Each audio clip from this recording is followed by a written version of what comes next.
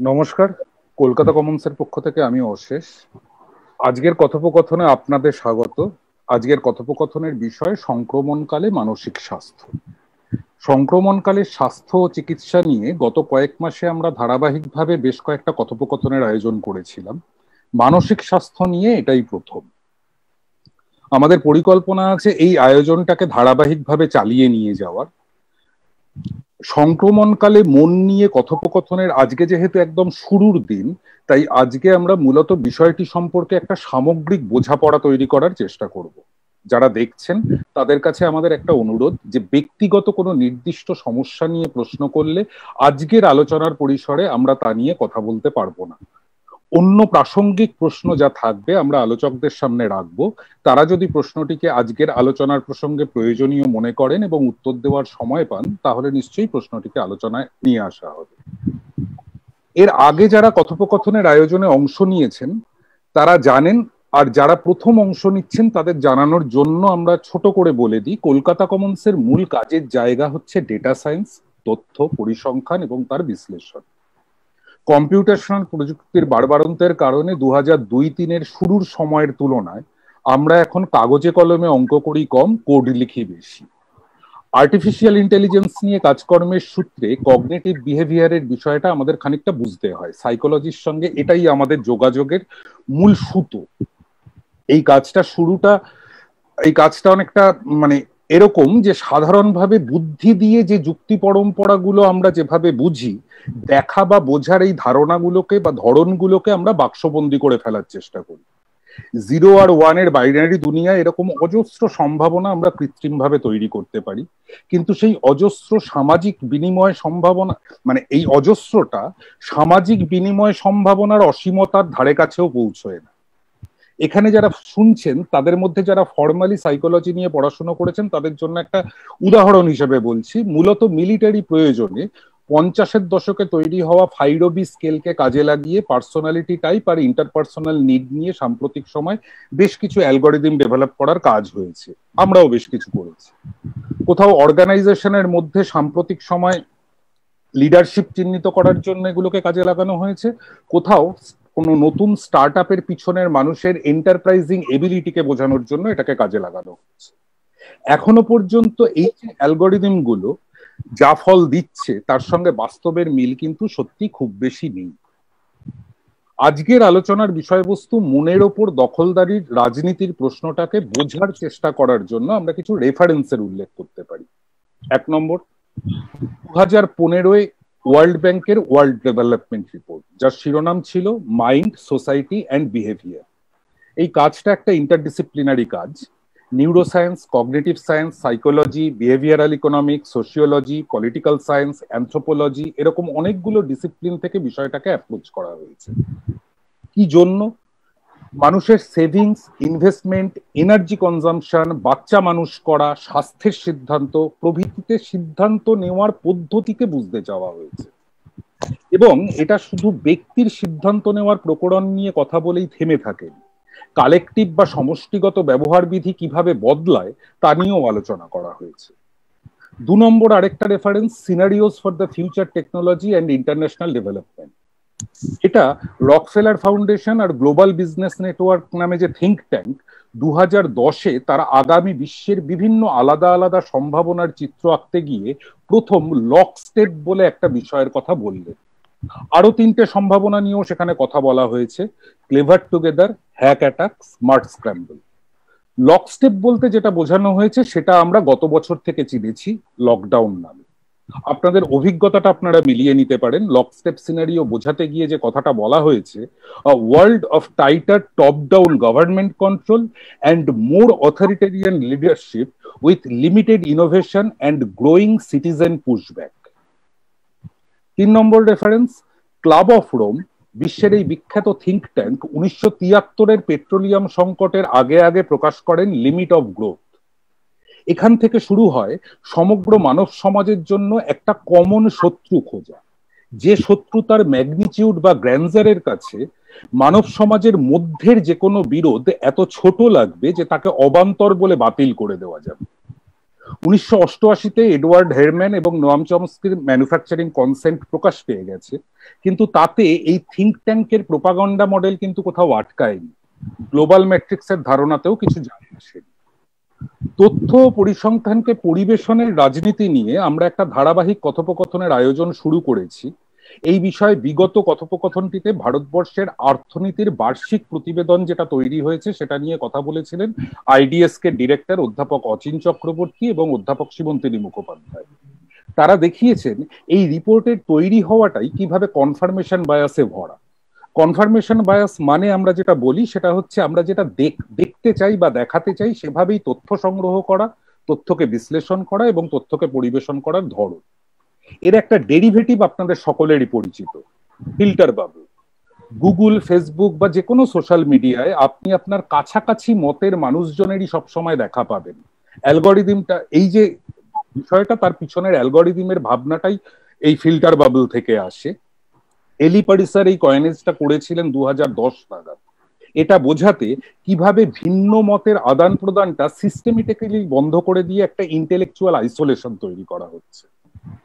আমরা বুঝতে ও বোঝাতে চেয়েছি দখলদারির রাজনীতি বলে এটা কি। সংক্রমণ সময়ের মানসিক স্বাস্থ্যের ওপর এই রাজনীতির প্রভাব বুঝতে আজকে আমরা আমন্ত্রণ জানিয়েছি মানসিক স্বাস্থ্য আন্দোলনের কর্মী রত্নাবলী রায়, মনোবিদ ডক্টর অনুত্তমা বন্দ্যোপাধ্যায় এবং মনোচিকিৎসক ডক্টর জয়রঞ্জন রায়। নমস্কার। সংযোজনায় ডক্টর অমিতাভ সেনগুপ্ত। এরপরে গোটাটাই অমিতাভর হাতে। অমিতাভ। নমস্কার সবাইকে, আমি সঞ্চালক নই, আমি আজকের অনুষ্ঠানের সংযোজক। শোনা যাচ্ছে তো আমাকে? তো আমরা আজকের আলোচনাটা জন্য কিছু প্রশ্ন আগে থেকে সাজিয়ে নেওয়ার চেষ্টা করেছি। তো দুটো রাউন্ডে আমি যারা আজকের স্পিকার যারা আছেন তাদের কাছে বলবো যে আমরা দুটো রাউন্ডে একটা করে প্রশ্ন রাখবো। একটা নির্দিষ্ট সময়ের ব্যাপার আছে যেহেতু, তো আমরা মোটামুটি প্রত্যেকটা প্রশ্নের জন্য প্রত্যেকটা প্রশ্নের উত্তরের জন্য 5 মিনিট করে সময় নির্ধারিত ধরেছি আর কি। তো একটু এদিক ওদিক হতেই পারে, তবে কোনো একজনের উত্তরে যদি অন্যদের কিছু বলার থাকে তাহলে তারা যখন বলবেন তখন সেই প্রশ্নের উত্তর দেওয়া বা সঙ্গে সঙ্গেই প্রশ্নটা রাখতে পারে না, ওনার বক্তব্য শেষ হলেই তার প্রশ্ন রাখতে পারেন। তো আমরা শুরু করব ডক্টর জয়রঞ্জন রামকে দিয়ে। ডক্টর রাম, আপনার কাছে আমার একটা প্রশ্ন আছে, সেই প্রশ্নটা দিয়ে একটু শুরু করছি। ডক্টর রামের কাছে আমার প্রশ্ন যে গড়পড়তা চেনা স্বাভাবিকের বাইরে কিছু ঘটলে তাকে আমরা ব্যতিক্রম বলি। তো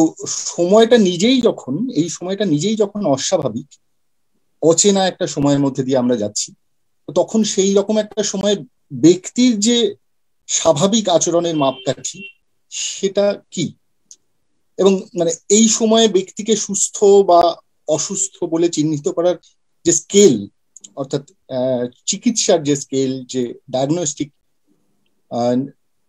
নির্ধারণ, সেটাও কি বদলে যাবে? এবং মানসিক স্বাস্থ্যের চিকিৎসার ক্ষেত্রে চিকিৎসকদের বোঝাপড়া সেটা কি রকম হবে? এইটা যদি থ্যাংক ইউ অমিতাভ। আমি প্রথমেই কলকাতা কমন্স আর অশেষ বাবু তোমাদের একটা ধন্যবাদ জানাতে চাই যে আমরা তো প্রচুর এই প্যান্ডেমিকে ওয়েবিনার এগুলো অ্যাটেন্ড করছি, কিন্তু ডেফিনেটলি আমার মনে হয় যে এই কথোপকথনটা যেভাবে সাজানো হয়েছে সেটা ডেফিনেটলি একটা ব্যতিক্রম। একেবারে খুবই টিপিক্যাল যে টপিকস গুলো আমরা আলোচনা করছি তার থেকে অনেকটাই বাইরে। তাই আমার যে উত্তরগুলো যে খুব সুচিন্তিত, তোমাদের সাথে কথা বলতে বলতে মেনি আইডিয়াস উইল ইভলভ, আর আমার মনে হয় we learn from each other. একটা হচ্ছে জানো তো, তুমি বললে যে এই সময়টায় একটা ব্যতিক্রমী, আমরা যে খুব একটা এর আগেও একটা নর্মাল স্বাভাবিক সময়ের মধ্যে দিয়ে যাচ্ছিলাম বলে আমার হয়তো এটা একটু র্যাডিক্যাল চিন্তা, কিন্তু আমার মনে হয় না we were going through a very normal phase even before the pandemic. এখন প্যান্ডেমিকের জন্য এই পুরো সময়টার জন্য এই যে বিভেদটা খুব প্রকট হয়েছে, কিন্তু বিভিন্নভাবে the pace of social change, difference in the hierarchy, আমাদের সমাজের যে ভাগগুলো সেগুলো আরো অনেক বেশি ডিপ রুটেড হয়ে যাওয়া, ডিফারেন্সেস গুলো আরো অনেক স্পষ্ট হয়ে আসা, এইগুলো হয়তো লাস্ট 15-20 বছর এর মধ্যে আরো বেশি, অনেক বেশি প্রকট হচ্ছিল। আমরা প্রত্যেকেই তো নিজের একটা বাবলের মধ্যে থাকতে ভালোবাসি, হয়তো সেই বাবলটার মধ্যে এই পিনপ্রিকটা হয়নি বলে আমরা অতটা বুঝতে পারছিলাম না। এবং এই প্যান্ডেমিকের জন্য একটা মারাত্মক ভাবে পুরো ব্যাপারটা খুব প্রকট হয়েছে, প্রকাশ হয়েছে যে আমাদের মানে there are many differences in the entire social structure, community. We are going through a very difficult time. এবং তুমি যে প্রশ্নটা করলে যে তার মানে এই যে একটা ডিফারেন্ট সময়ের মধ্যে দিয়ে আমরা যখন যাচ্ছি, সাইকিয়াট্রি বা মেন্টাল হেলথ তো একটা সবকিছু একটা নর্মালের পরিকাঠামোয় দেখে, মানে একটা বেল কার্ভের মধ্যে। তুমি যদি তার বাইরে হও তাহলে তোমায় বলবো অমিতাভর একটু হয়তো অসুবিধা রয়েছে, তো আমরা আবার ঠেলে তোমাকে ওই বেল কার্ভের মধ্যে ঢুকিয়ে দেবো। আমি ঢোকাবো বা অনুত্তমা ঢোকাবে, বা অন্তত চেষ্টা করব, বা ওষুধপত্র দেবো, ইনজেকশন দেবো, সেরম বেগড়বাই থাকলে ভর্তিও করে দিতে পারি। তো এইটা মানে এখন অবভিয়াসলি আমরা যেটা বুঝতে পারছি, এখন সেটা আমরা স্বীকার করবো কি করবো না, that is a separate issue. এখন যেটা আমরা বুঝতে পারছি যে আমাদের এই parameter of defining normal has always been skewed. মানে I don't think this parameter has been very inclusive. তার বিভিন্ন মানে এক্সাম্পল আমরা দিতে পারি। এই ক্ষেত্রে আমরা বুঝতে পারছি যে we are possibly very skewed. মানে আমাদের যেগুলো বোঝানো হচ্ছে সেগুলো আমাদের যদি একটু আমরা তার বাইরে যাই তাহলেই তুমি কিছু একটা anti vaccine, anti national, anti কিছু একটা বলে, বা তোমার মাথা খারাপ, you are psychologically abnormal. So definitely আমরা যারা মানসিক স্বাস্থ্যে কাজ করি তাদের এই প্রবলেম এরিয়াগুলো সম্বন্ধে আমাদের সচেতন থাকতে হবে। এই পরিস্থিতিতে কোনটাকে নর্মাল বলবো, কোনটাকে অ্যাবনর্মাল বলে আখ্যা দেব, সেটা যেন আমরা খুব কি বলবো উইথ ডিউ ডিলিজেন্স করি। কেননা চারিদিকে যে পরিস্থিতি তাতে আমার কোনো মানসিক প্রতিক্রিয়া হবে না, একেবারে স্টেডি থাকবো, ভাবলে হীনভাবে বাঁচবো, সেইটা একেবারেই নয়। তোমার সেকেন্ড পার্ট অফ দ্য প্রশ্ন যে আমরা মানসিক স্বাস্থ্যে যারা কাজ করছি তারা কতটা সচেতন, টু বি অনেস্ট এটা উই আর লার্নিং। আমি নিজেও শিখছি, আমার সাথে যারা আছে তারা শিখছেন।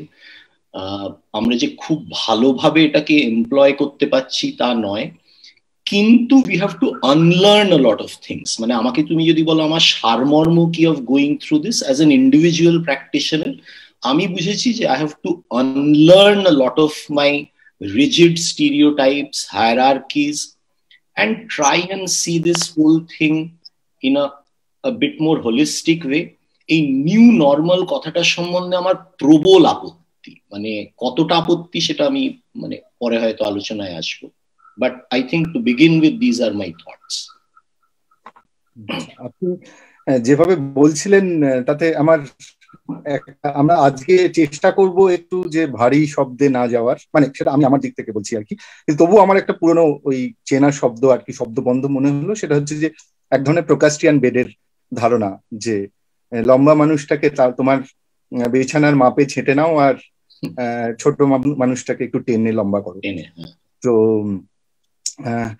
আর সত্যি এই নিউ নর্মালের প্রশ্নটা আমাদের জীবনে যেভাবে এসেছে, আমার একরকম ভাবে সৌভাগ্য বলবো আমি যে আমি এমন এক ধরনের বন্ধুবৃত্তে মিশি যেখানে প্রত্যেক দিনের জীবনের কথাগুলো, পথ চলতি কথাগুলো আমি খুবই নিয়মিত ভাবে তার সংস্পর্শে থাকি।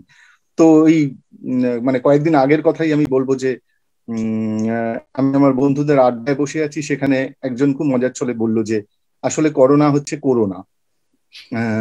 তো আমার চমৎকার লাগলো যে হ্যাঁ, করোনা আসলে অনেক রকম না দিয়ে আমাদেরকে বেঁধে ফেলছে। আমি এরপরে অনুতমাদির কাছে যাব, অনুতমা বন্দ্যোপাধ্যায়। অনুতমাদির কাছে আমি ডক্টর রামের কাছে আবার ফিরবো, আমি অনুতমাদির কাছে একটা প্রশ্ন নিয়ে তারপর। তো অনুতমাদির কাছে, অনুতমাদি আছেন, শুনতে পাচ্ছেন? হ্যাঁ, আমার শোনা যাচ্ছে তো? হ্যাঁ শোনা যাচ্ছে। অনুতমাদির কাছে আমার প্রশ্ন যে সাধারণভাবে ব্যক্তি অবস্থান থেকে এই যে স্বাভাবিকতার বদলে যাওয়া, নতুন কিছুকে স্বাভাবিক বলে মেনে নেওয়া, এই অনুশীলনটা ঠিক কিরকম? মানে পুরনো স্বাভাবিকতার একটা ধারণা আছে যে আমরা স্বাস্থ্য ধারণা, যেভাবে এক ধরনের ধারণা ছিল যে স্বস্থায়িয়া, তো আমরা কি আবার সতে স্থিত হতে পারবো? আবার কি আমরা ফিরে যেতে পারবো? আর নতুন যে স্বাভাবিকতার একটা ফরমান আসছে, যে এই যে একটু আগেই বলছি করোনা, তো নতুন স্বাভাবিকতার এক ধরনের, এই যে ডক্টর বলছিলেন নিউ নর্মাল, তো এক ধরনের ফরমান আসছে যে যেটাকে মেনে নিতে এক ধরনের কিন্তু রেজিস্ট্যান্সও তৈরি হচ্ছে, এক ধরনের প্রতিরোধ তৈরি হচ্ছে। তো এই নতুন স্বাভাবিকতাকে মেনে নেওয়া, মানিয়ে নেওয়ার ক্ষেত্রে আপনার অভিজ্ঞতায় কোন সমস্যাটা ব্যক্তি অবস্থান থেকে সব থেকে বেশি মানুষকে ভোগায়, সব থেকে বেশি ট্রাবল দেয়? প্রথমেই আমিও কলকাতা কমন্সকে অনেক অনেক ধন্যবাদ জানাবো এরকম একটা পরিসরের জন্য, এবং আমরা অনেক ওয়েবিনারে এর মধ্যে পার্টিসিপেট করলেও মনোরোগ চিকিৎসক, মনোবিদ এবং মানসিক স্বাস্থ্যের অধিকার কর্মী, এবং ধর তিনি যে নিজেও মনস্তত্ত্ব নিয়ে পড়াশোনা করার পর সমাজের বিভিন্ন কাজের সঙ্গে যেভাবে জুড়ে আছে, স্বামীবাবু, আশিসবাবু রয়েছেন, এই কনগ্লোমারেশনটা আমার মনে হয় এক ধরনের ইনক্লুসিভিটির বড় উদাহরণ। তো সেইখান থেকে আমি কলকাতা কমন্সকে একটা আলাদা ধন্যবাদ দিয়ে আমার প্রশ্নের উত্তরে আসার চেষ্টা করবো। দেখ, একটু আগে যেটা ডক্টর রাম বলছিলেন যে এর আগেই বা কতটা কি স্বাভাবিক ছিল, স্বাভাবিকতাই বা কি, মানে স্বাভাবিক কাকে বলবো এই নিয়ে আমাদের অনেক প্রশ্ন, উত্তর, দ্বন্দ্ব আছে, সেটা তো অস্বীকার করা যায় না। কিন্তু পাশাপাশি যেটা আমার মনে হয়, তোর পার্টিকুলারলি যে প্রশ্নটা আমার প্রতি রয়েছে সেটার প্রেক্ষিতে যেটা আমার বলার, এই যে তুই বলছিস যে কোন ব্যক্তি মানুষের ক্ষেত্রে এই স্বাভাবিকতার যে একটা অনুশীলন সেটাতে কিরকম প্রভাব পড়েছে, এই ব্যক্তিটি বা কোন ব্যক্তি, সেটাও কিন্তু এখন একটা বড় প্রশ্ন। ধর সেই ব্যক্তি মানুষটি কি অমিতাভ, সেই ব্যক্তি মানুষটি কি ডক্টর রাম, নাকি সেই ব্যক্তি মানুষটি সেই মানুষটি যিনি গত বছর তার পরিবার সহ শহরের এক প্রান্ত থেকে দেশের আরেক প্রান্তে আসার চেষ্টা করছিলেন এবং আসতে পারছিলেন না এবং আটকে পড়ছিলেন, যারা রেল লাইনের ধারে চলে গেলেন আমরা দেখলাম, বা ধর এখনো যে মানুষগুলি রুজি রোজগার বন্ধ হয়ে গেল, এটা কি সেই ব্যক্তি মানুষ? আমার বক্তব্য হচ্ছে কোন ব্যক্তি, তার কি পরিসর, যেরকম সামাজিক দিকটা রত্নাবলীদি নিশ্চয়ই রত্নাবলীদির উত্তরের সময় বলবেনও, সেটা এখানে একটা খুব বৃহত্তর জায়গা বলে আমার মনে হয়। কারণ ধর এই যে যেটাকে আমাদের স্বাভাবিক বলা হচ্ছে, নিউ নর্মাল বলা হচ্ছে, আমার মনে হয় স্বতঃস্ফূর্তকে তো আরোপিত দিয়ে সত্যি সত্যি বদলে দেওয়া যায় না। আমাদের কাছে যার জীবনে যেভাবে আমরা ছিলাম, যে কাজ নিয়েছিলাম, যে মনন নিয়েছিলাম, যে সামাজিকীকরণ নিয়েছিলাম, সেটাতেই আমাদের একটা স্বতঃস্ফূর্ত অভ্যাস আমরা রপ্ত করছিলাম। আজকে যখন একটি বিশেষ অসুখের কারণে, এবং আমি সেই অসুখটার যে ধরনের বিপর্যয় দ্বারা সেটা এসেছে বল, বা তার যে একটা প্রভাব, আমি সেটাকে কিন্তু কোথাও আন্ডার ভ্যালু করাতেও বিশ্বাস করি না অমিতাভ। তার কারণ আমি নিজে সত্যি খুব কাছের মানুষদের এই অসুখের মধ্যে আক্রান্ত হতে দেখেছি, চলে যেতেও দেখেছি। ফলত করোনা ইজ রিয়েল, এবং সেখানে করোনার ক্ষেত্রে যখন একজন মানুষ অসুস্থ হচ্ছে, তাকে যে যে নিষেধাজ্ঞাগুলো বলা হচ্ছে ইত্যাদি, তার প্রভাব, তাই নিয়ে সুবিধা অসুবিধা, সেটা একটা ডেফিনেটলি আলাদা ভাবনার বিষয়। কোন মানুষ তাতে কিভাবে রেসপন্ড করছেন এটা আলাদা বিষয়, কিন্তু এটা এমন কিছু বিষয় নয়, এটা কিন্তু আমি ব্যক্তিগতভাবে মনে করি না, আমি মনে করি এটা যথেষ্ট একটা বিষয়। এবং এই যথেষ্ট একটা বিষয়ের মধ্যে দিয়ে যখন আমরা যাচ্ছি, তখন আমাদের অনেক অভ্যাসের বদল আনতে হচ্ছে। আমরা সাইকোলজিতে পড়েছি যে learning is a relatively permanent change. এই যে রিলেটিভলি, আমরা দুজনেও যখন পড়িয়েছি, আমরা তখন ছাত্রছাত্রীদের এটা বোঝাই, শিক্ষার্থীদের বোঝাই যে কেন রিলেটিভলি পার্মানেন্ট বলানো হয়। তো এই রিলেটিভলি শব্দটা, অর্থাৎ যেটা আপেক্ষিক পরিবর্তন, আপেক্ষিক যদি হয় তাহলে আমরা এখন একটা আপেক্ষিকতা দিয়ে যাচ্ছি। আমরা শিখছি যে মাস্ক পরে বেরোতেই হবে, এমন অনেক সময় হচ্ছে যে আমরা বেরোনোর পরে এই যা মাস্ক ভুলে গেছি বলে আবার ফেরত আসছি। কিন্তু সেই মানুষটি যার কাছে মাস্ক কেনাটাও বিলাসিতা, তার কাছে কিন্তু এই স্বাভাবিকতার জায়গাটা আমাকে পূর্ণভাবে ভাবতে হবে। বা ধর ভ্যাকসিন, আমি স্বাভাবিকতার প্রসঙ্গেও যদি বলি, আমি ভ্যাকসিন নেব কি নেব না এইটার একটা সিদ্ধান্ত নেওয়ারও আমার কাছে একটা প্রিভিলেজ আছে অমিতাভ।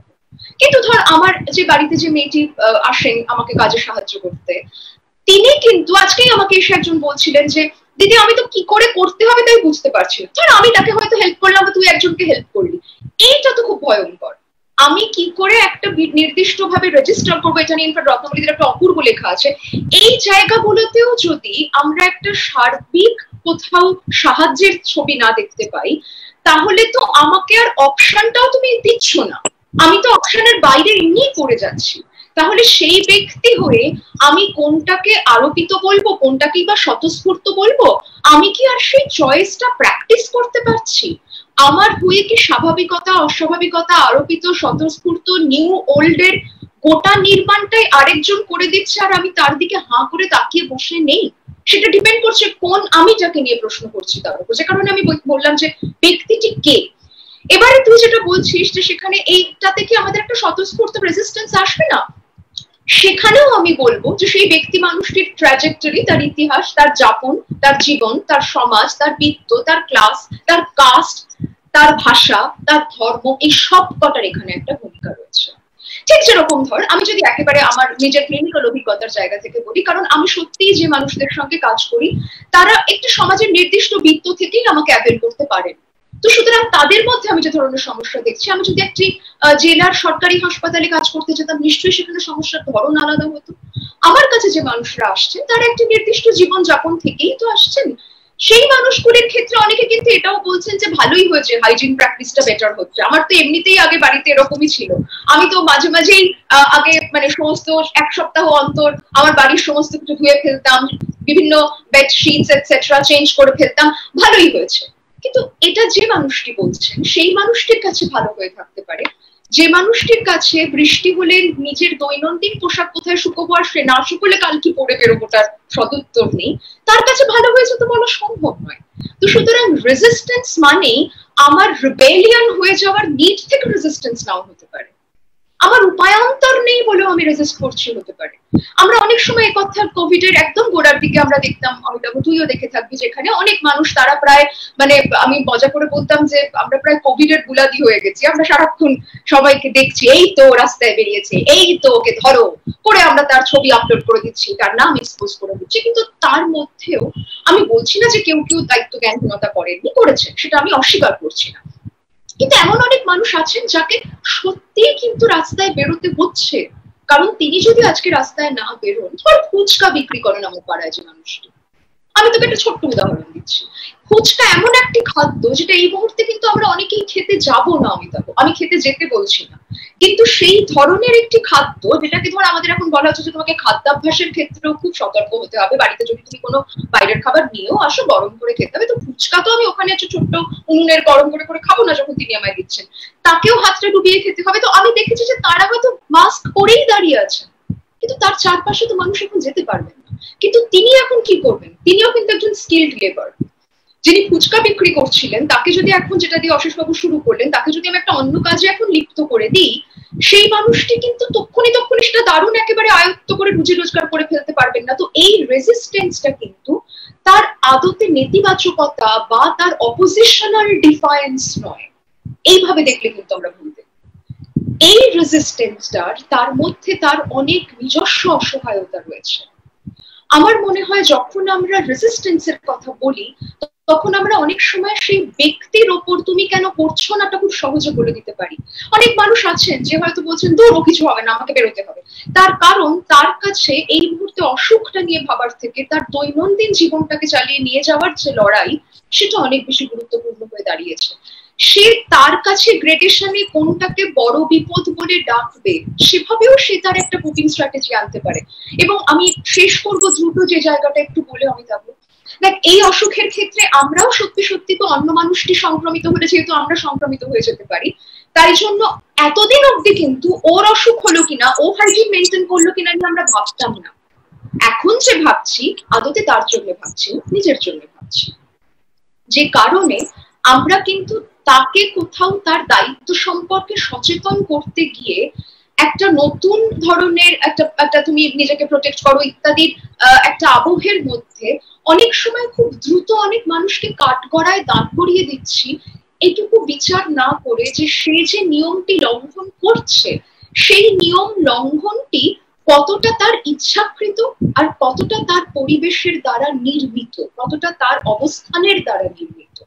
আমার মনে হয় এই সংবেদনশীলতা, এই সহিষ্ণুতা থেকে আমরাও অনেক সময় এই অসুখের ভয় থেকে বিচ্যুত হয়ে যাচ্ছি। আমরা সেটা অনেক সময় দেখেছি, ধর গতবারের ওয়েভে আমরা দেখেছি যে একজন মানুষকে অ্যাম্বুলেন্সে তোলবার কেউ নেই, তার পরিবারের লোকেরা ওইখানে অসহায় ভাবে ডেকে তাকে ডাকছেন এবং সেখানেই সেই মানুষটি চলে যাচ্ছেন। আমরা দিল্লির ছবি দেখেছি যেখানে হাসপাতাল থেকে হাসপাতাল একজন নিয়ে ঘুরছেন, অক্সিজেন দিতে পারছেন না, মাউথ টু মাউথ ব্রিথ করানোর চেষ্টা করছেন। এই যে একটা অবস্থা, সেখানে যখন ধর আজকে আমার ঘনিষ্ঠতম একজন ব্যক্তি তিনি যদি অক্সিজেন না পেয়ে চলে যান, আমি কি মাউথ টু মাউথ ব্রিথ করাতে গিয়ে দুবার ভাববো যে আমি কিন্তু ইনফেক্টেড হয়ে যেতে পারি? অসম্ভব। এটা রেজিস্ট্যান্স নয়, এটা আমার ন্যাচারাল ফেনোমেনন হিসেবে আমি বরং দেখবো। এবার সেই ন্যাচারালটা কতটা আনন্যাচারাল একটা আউটকাম ডেকে আনতে পারে, সেখানে আমার আর কি করণীয় ছিল, এটা তার পরবর্তী ধাপ। সেটার জন্যই বোধহয় আমরা এই এত একটা দ্বান্দ্বিক জমিতে এসে দাঁড়িয়েছি। এক কথায় হয়তো এর উত্তর সত্যিই হয় না ওইটা, কিন্তু আমি মনে করি রেজিস্ট্যান্সের সংজ্ঞাটাকেও আমাদের পুনর্নির্মাণ করতে হবে এই পরিস্থিতিতে দাঁড়িয়ে। আমি আমার মনে হয় আমি তোমাকে রেসপন্ড করতে পারবো এইভাবে, যে এরকমই আমার ভাবনা মাথায় আসছিল যে আসলে আমরা একরকম ভাবে ছোট থেকে একটা না বলার সমাজের মধ্যে থাকি, অনেকবার সব সময় না শুনতে থাকি সারা দিনে। তারপরে আমাদের কারোর কারোর অভ্যাস তৈরি হয় যে দেয়ালে বিজ্ঞাপন মারিবেন না লেখাটা নাটুকু কেটে দিই, এখানে ওটা করিবেন না দেখলে আমরা আগেই নাটা কেটে দিই। এই না গুলো হয়তো আমাদের এক ধরনের ব্যক্তিগত অভ্যাসের ব্যক্তিগত অপছন্দে আটকে থাকে, কিন্তু যখন তার সাথে একভাবে বৈষম্য এক্সপ্লয়টেশন জড়িয়ে যায়, তখন সেই নাটা, সেই রেজিস্ট্যান্সটা বোধহয় অন্য একটা অর্থ নেয়, তার এক ধরনের রাজনৈতিক অর্থও তৈরি হয়। এবং যখন সেই এক্সপ্লয়টেশন, বৈষম্য, তার সাথে যে নাটা বলা হচ্ছে সেই নায়ের পেছনে বিশেষ কোনো নির্দেশ তৈরি হয়, তখন সেই নাকে লঙ্ঘন করার যে ইচ্ছা তৈরি হয়, যে যৌথ ইচ্ছাও তৈরি হয়, সেটা কিন্তু এক ধরনের রাজনৈতিক অর্থ তৈরি করে। আমি রত্নাদির কাছে একটু আসি, রত্নাদির সম্পর্কে অসিতা প্রথমেই বলছিলেন যে রত্নাদির পরিচয় হচ্ছে মানসিক স্বাস্থ্য আন্দোলন কর্মী, শুধু নয় মানসিক স্বাস্থ্য অধিকার আন্দোলন কর্মী। তো রত্নাদি, আপনার কাছে আমি একটা প্রশ্ন নিয়ে আসবো এই সূত্র ধরেই। তো রত্নাদি আছেন? শোনা যাচ্ছে? শোনা যাচ্ছে, পরিষ্কার শোনা যাচ্ছে, বলো। বেশ, আপনার কাছে আমার যে প্রশ্ন সেটা হচ্ছে যে আমি যেটা ভেবে রেখেছি, তো সেটা হচ্ছে এই যে নতুন কিছুকে গ্রহণ করার জন্য সামাজিক ও সমষ্টিগত অবস্থানকে সবসময় মানে একটাই রকমের, এক ধরনের মানে হোমোজেনিয়াস অর্থে একটাই রকমের সেটা নয়, মানে এমনটা ভেবে নেওয়াও সম্ভবত ঠিক নয়।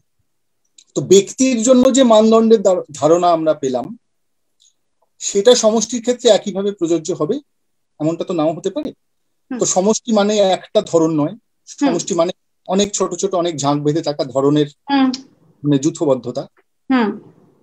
তো আমি জাস্ট এইখানটায় আপনার কাছে আসতে চাইবো আর কি, যে এই যে এক ধরনের আমরা দেখছি যে ব্যক্তির জন্য এক ধরনের নির্দেশ, এক ধরনের না, আর সমষ্টির ক্ষেত্রে সেই না, সেটা কিভাবে রিসিভ হচ্ছে, সেখানে কি ধরনের রেজিস্ট্যান্স তৈরি হচ্ছে। দ্বিতীয় কথা হচ্ছে যে এই যে ঝাঁক বেঁধে থাকা ধরনগুলো সবসময় সম্মতির ভিত্তিতে যৌথতা তৈরি হয় না, এমনটা বাধ্যতামূলক নয়। তো এক্ষেত্রে সমষ্টি ও ব্যক্তির সম্পর্কগুলোও তো তাহলে পাল্টে যাবে।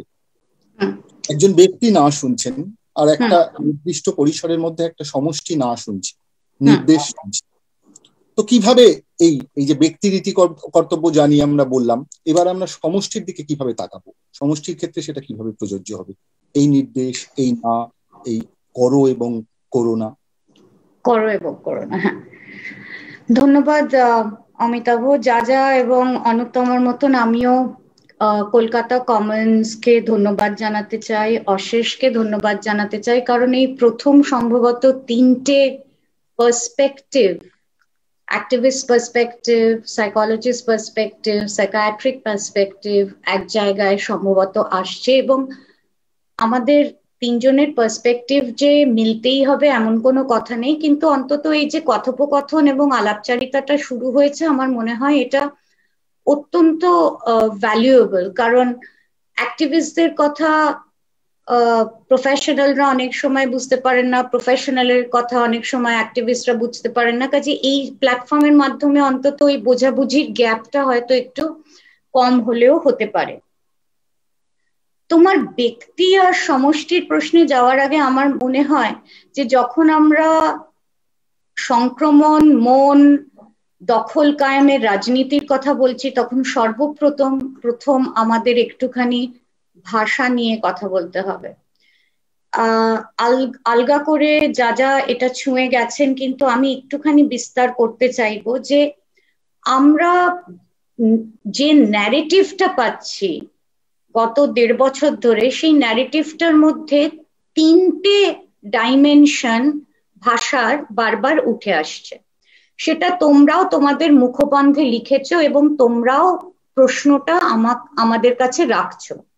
এক হলো নর্মাল, নিউ নর্মাল, আরেকটা হলো যুদ্ধের মেটাফর, অর্থাৎ করোনা হলো যুদ্ধ এবং সেই জন্য কোভিড ওয়ারিয়র ইত্যাদি শব্দবন্ধগুলো ব্যবহার হচ্ছে। এবং তৃতীয় যে ডাইমেনশনটা উঠে আসছে সেটা হলো বলা হচ্ছে যে একটা সাইকোলজিক্যাল সুনামি হচ্ছে, মেন্টাল হেলথ সুনামি হচ্ছে, মেন্টাল হেলথ টাইড হচ্ছে, মেন্টাল হেলথ ফায়ার হচ্ছে। তুমি যদি গ্লোবালি ডিসকোর্সটাকে দেখো, এই 3টেকে নিয়ে আমাদের কিন্তু একটুখানি ইন্টারোগেট করতে হবে। নিশ্চয়ই নিউ নর্মালটা কিন্তু খুব ইনভাইটিং একটা ফ্রেমওয়ার্ক, জানো তো, এটাকে একদম বাতিল করা যায় না, কারণ এইটার মধ্যে এক ধরনের স্বস্তি আছে।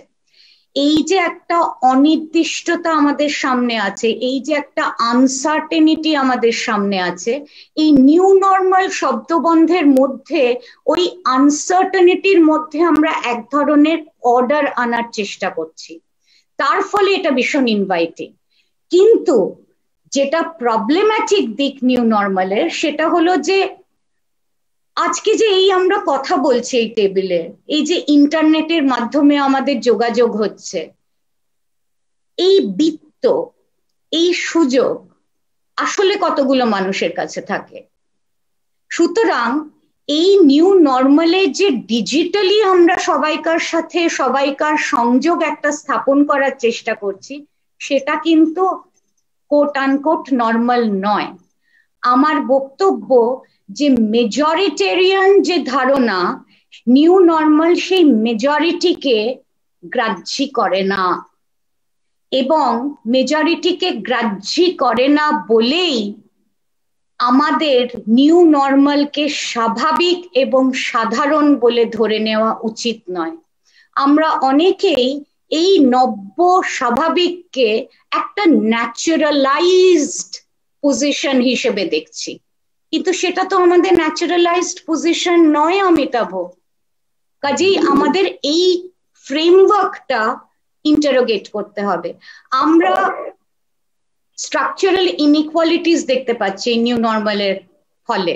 আমরা পভার্টি অনেক বড় করে আমাদের সামনে আসতে দেখছি, আমরা আনএমপ্লয়মেন্ট অনেক বড় করে আমাদের সামনে আসতে দেখছি, আমরা ডোমেস্টিক ভায়োলেন্স অনেক বড় করে আমাদের সামনে আসতে দেখছি, আমরা শিশুদের এডুকেশনের প্রবলেমটা অনেক বড় করে সামনে আসতে দেখছি। সেটা বিত্ত অবিত্ত সেগুলো দিয়ে কিন্তু এক্সপ্লেন করা যায় না। এটা রুরাল, মানে গ্রামের ছেলেমেয়েরাও যেমন পড়তে পারছে না, শহরের ছেলেমেয়েরাও পড়তে পারছে না, এবং তাদের এক ধরনের একটা অসুবিধে, অস্বস্তি হচ্ছে। আমার বলার মানে এই নিউ নর্মালের মধ্যে যে অস্বস্তিটা আছে, সেই অস্বস্তিটাকে ব্যবহার করে আমরা কিন্তু একটা নতুন প্যারাডাইম ক্রিয়েট করতে পারি। সেই প্যারাডাইম ক্রিয়েশনের জন্য এই অস্বস্তিটা জরুরি, এবং এই অস্বস্তিটা এই কারণেও জরুরি যে it is okay to be uncomfortable, it is okay to go through that distress. আমাদের কেন এই ডিস্ট্রেসটাকে অ্যাড্রেস করতে হবে? তার কারণ মেজরিটি আমাদের দেশের মানুষরা যেভাবে থাকেন তার প্রতি অন্তত আমাদের একটা এমপ্যাথি তৈরি হলেও হতে পারে। এটা আমার নিউ নর্মাল নিয়ে বক্তব্য। এই যে সাইকোলজিক্যাল সাইকিয়াট্রিক সুনামির প্রসঙ্গটা আসছে, এইটার মধ্যেও কিন্তু একটা সমস্যা আমরা দেখছি, সেটা হলো যে এটা এক ধরনের অদ্ভুত টাইপের ভয় তৈরি করছে। এই যে আমরা বলছি সাইকোলজিক্যাল সুনামি, এইটা তো এই যে ভয় যেটা তৈরি হচ্ছে সেই ভয়টাকে অ্যাড্রেস করার জন্যে আমাদের যা যা কিছু করা দরকার আমরা কিন্তু সেটা করছি না। আমরা সুনামি বলে ছেড়ে দিচ্ছি, আমরা টাইড বলে ছেড়ে দিচ্ছি, আমরা আগুন বলে ছেড়ে দিচ্ছি। তুমি যদি এখানে, আমার মনে হয় পরিসংখ্যানের একটা বড় দিক আছে, তুমি যদি আমাদের দেশের পরিসংখ্যান দেখো, তুমি ভালো করে জানো অমিতাভ এটা, যে আমাদের দেশে 6000 সাইকিয়াট্রিস্ট আছে, আমাদের দেশে 38টা মেন্টাল হসপিটাল আছে, আমাদের দেশে 1500 ক্লিনিক্যাল সাইকোলজিস্ট আছেন, আমাদের দেশে 1500 সাইকিয়াট্রিক সোশ্যাল ওয়ার্কার আছেন। এবং যে সুনামির প্রসঙ্গ আমরা নিয়ে আসছি অমিতাভ, সেই সুনামি কি এরা ডিল করতে পারবেন? কাজেই এরা যদি ডিল করতে না পারেন, যাজা এবং অনুত্তমা যদি না ডিল করতে পারেন, তাহলে যে ধাক্কাটার ঢেউটা সুনামি নিয়ে আসবে, তাহলে সেইটার কনসিকুয়েন্স কিভাবে আমরা হ্যান্ডেল করব এবং কে ভোগ করবেন? এখানেই আসছে প্রশ্ন ব্যক্তি এবং সমষ্টি। তৃতীয় হলো যে আমরা রাষ্ট্রনেতার মুখ থেকে শুনেছি যে এইটা হলো একটা মহাভারতের যুদ্ধ, 16 দিন 18 দিন হয়েছে, এই যুদ্ধটা আমাদের 21 দিনের যুদ্ধ, আমরা এই যুদ্ধ পার করব। এই যুদ্ধের উপমা আনাটা যে কতখানি বিপজ্জনক সেইটা সমষ্টিকে বুঝতে হবে, ব্যক্তিকে বুঝতে হবে, মানসিক স্বাস্থ্য কর্মীদের বুঝতে হবে। কারণ এটা কোনো যুদ্ধ নয়, এখানে এনিমি কে? এখানে কি এনিমি করোনা? এটা একটা জনস্বাস্থ্যের সমস্যা। এবং রাষ্ট্রনেতারা যখন এই ধরনের কথা বলেন এবং স্বাস্থ্য কর্মীদের কোভিড ওয়ারিয়ার বলে ঘোষণা করেন, তাদের উপাধি দেন, সেটার মধ্যে এক ধরনের দায়িত্ব খালাস করে দেওয়ার ব্যাপার আছে। এবং যুদ্ধে যা কিছু তাই হতে পারে, যুদ্ধে মানুষ মরতে পারে, যুদ্ধে মানুষ একাকী হয়ে যেতে পারে, যুদ্ধে মানুষ বিচ্ছিন্ন হয়ে যেতে পারে, যেটা কোভিডে হচ্ছে, এবং তার দায়িত্ব রাষ্ট্র নেবে না। এটা কখনো হতে পারে অমিতাভ? এটা কখনো হয় অমিতাভ? এবং এই যুদ্ধের মধ্যে ইংরাজি একটা প্রবাদ আছে, everything is fair in war. তার ফলে যখন আমেরিকা সিঙ্গাপুর থেকে আমাদের ভ্যাকসিন নিয়ে চলে যায়, তখন কিন্তু আমাদের আর কিছু বলার থাকে না, কারণ যুদ্ধে তো এরকম হয়, আমরা শত্রুকে পরাস্ত করতে যেভাবে পারি আমরা সেভাবে করব। কাজেই এই রাজনীতিটাকে বুঝতে হবে, এই শব্দের রাজনীতিটাকে বুঝতে হবে, কারণ এগুলো আমাদের মানসিক স্বাস্থ্যকে ভীষণভাবে তার অভিঘাত আনে। এবং এখানে এক ধরনের দখল এবং কায়েমের রাজনীতি আমি দেখছি, ভয়ের রাজনীতি দেখছি, ইন্টিমিডেশনের রাজনীতি দেখছি, অসুস্থতার রাজনীতি দেখছি, ডিস্ট্রেসকে এক্সাজারেট করার একটা রাজনীতি আমি দেখতে পাচ্ছি। আমি আপনার সঙ্গে, হ্যাঁ আপনি বলে নিন, বলুন। আমি জাস্ট আর একটা কথা আপনার সঙ্গে আমার অ্যাড করার আছে, সেটা হচ্ছে, হ্যাঁ সেটা হচ্ছে যে এক ধরনের বিচ্ছিন্নতার রাজনীতিও আমি দেখছি। আমিও বিচ্ছিন্নতার রাজনীতি দেখছি। এবং আজকে যদি আমাদের মানসিক স্বাস্থ্যের দখল এবং কায়েমের রাজনীতির কথা বলতে হয়, এইখানে একটা রাষ্ট্রের দ্বিচারিতা আছে অমিতাভ। তার কারণ হলো আমাদের কোভিড পরবর্তী বাজেট হয়েছে, সেই বাজেটে আমাদের 600 কোটি টাকা স্বাস্থ্যের খাতে বরাদ্দ, তার থেকে 0.5% মানসিক স্বাস্থ্য খাতে বরাদ্দ। যাদের মতন মানুষ আছেন 6000, এবং তাদের কাজ করতে হচ্ছে 50 কোটি টাকা নিয়ে। এই 50 কোটি টাকায় এই অতিমারিতে যে মানসিক স্বাস্থ্যের ক্ষতি হয়েছে, যে লসেস হয়েছে, সেই লস গুলোকে আমরা কোনোদিন অ্যাড্রেস করতে পারবো? এবং এই 50 কোটির মধ্যে অব্যবহৃত টাকাও 5 কোটির বেশি, অর্থাৎ আমরা ব্যবহার করতে পারছি না। কাজেই যখন ন্যাশনাল হেল্পলাইন তৈরি হয়, যখন আমরা হেল্পলাইন তৈরি করি, আমার মনে হয় এগুলোর মানে কি, এগুলোর অর্থ কি? এগুলো তো অর্থহীন অবান্তর কথা, এগুলো তো এক ধরনের দ্বিচারিতা। যেখানে মানসিক স্বাস্থ্য খাতে ব্যয় বরাদ্দ বাড়ানো হচ্ছে না, এবং একজন প্র্যাকটিশনার যার মতন বা অনুত্তমার মতন তাদের পক্ষে কতজন লোককে নেওয়া সম্ভব নয়। তারা একটা বৃত্তকে নিশ্চয়ই তারা কেটার করে, এবং তারা নিশ্চয়ই তাদের এক ধরনের সোশ্যাল রেসপন্সিবিলিটির জায়গা থেকে তারা অনেক সার্ভিসও দেন, আমি সেই কথার মধ্যে যাচ্ছি না, কিন্তু আমাদের বড় চিত্রটা, ম্যাক্রো চিত্রটা ভাবতে হবে। এবার তোমার যে প্রশ্ন যে ব্যক্তিগত এবং সমষ্টি, এই মুহূর্তে সমষ্টি ভালো নেই অমিতাভ, এই মুহূর্তে সমষ্টিকে ভালো রাখা আমাদের সম্ভব নয়। তার আবারও কারণ হলো যে মানসিক স্বাস্থ্যের বন্দোবস্ত আমাদের এই মুহূর্তে রয়েছে সেটা দিয়ে সমষ্টিকে ভালো রাখা যায় না।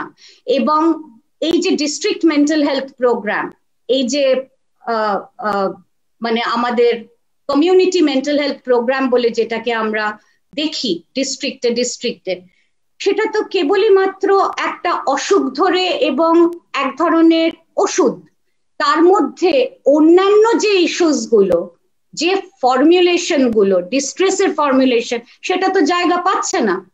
কাজে সমষ্টি ভালো থাকবে কি করে? সমষ্টিকে ভালো রাখার জন্য স্বপ্রণোদিত হয়ে স্বতঃস্ফূর্তভাবে কিছু বেসরকারি সংগঠন, সিভিল সোসাইটি অর্গানাইজেশন, তোমাদের মতনও কিছু সংগঠন যাচ্ছেন, তাদের ভালো রাখার চেষ্টা করছেন।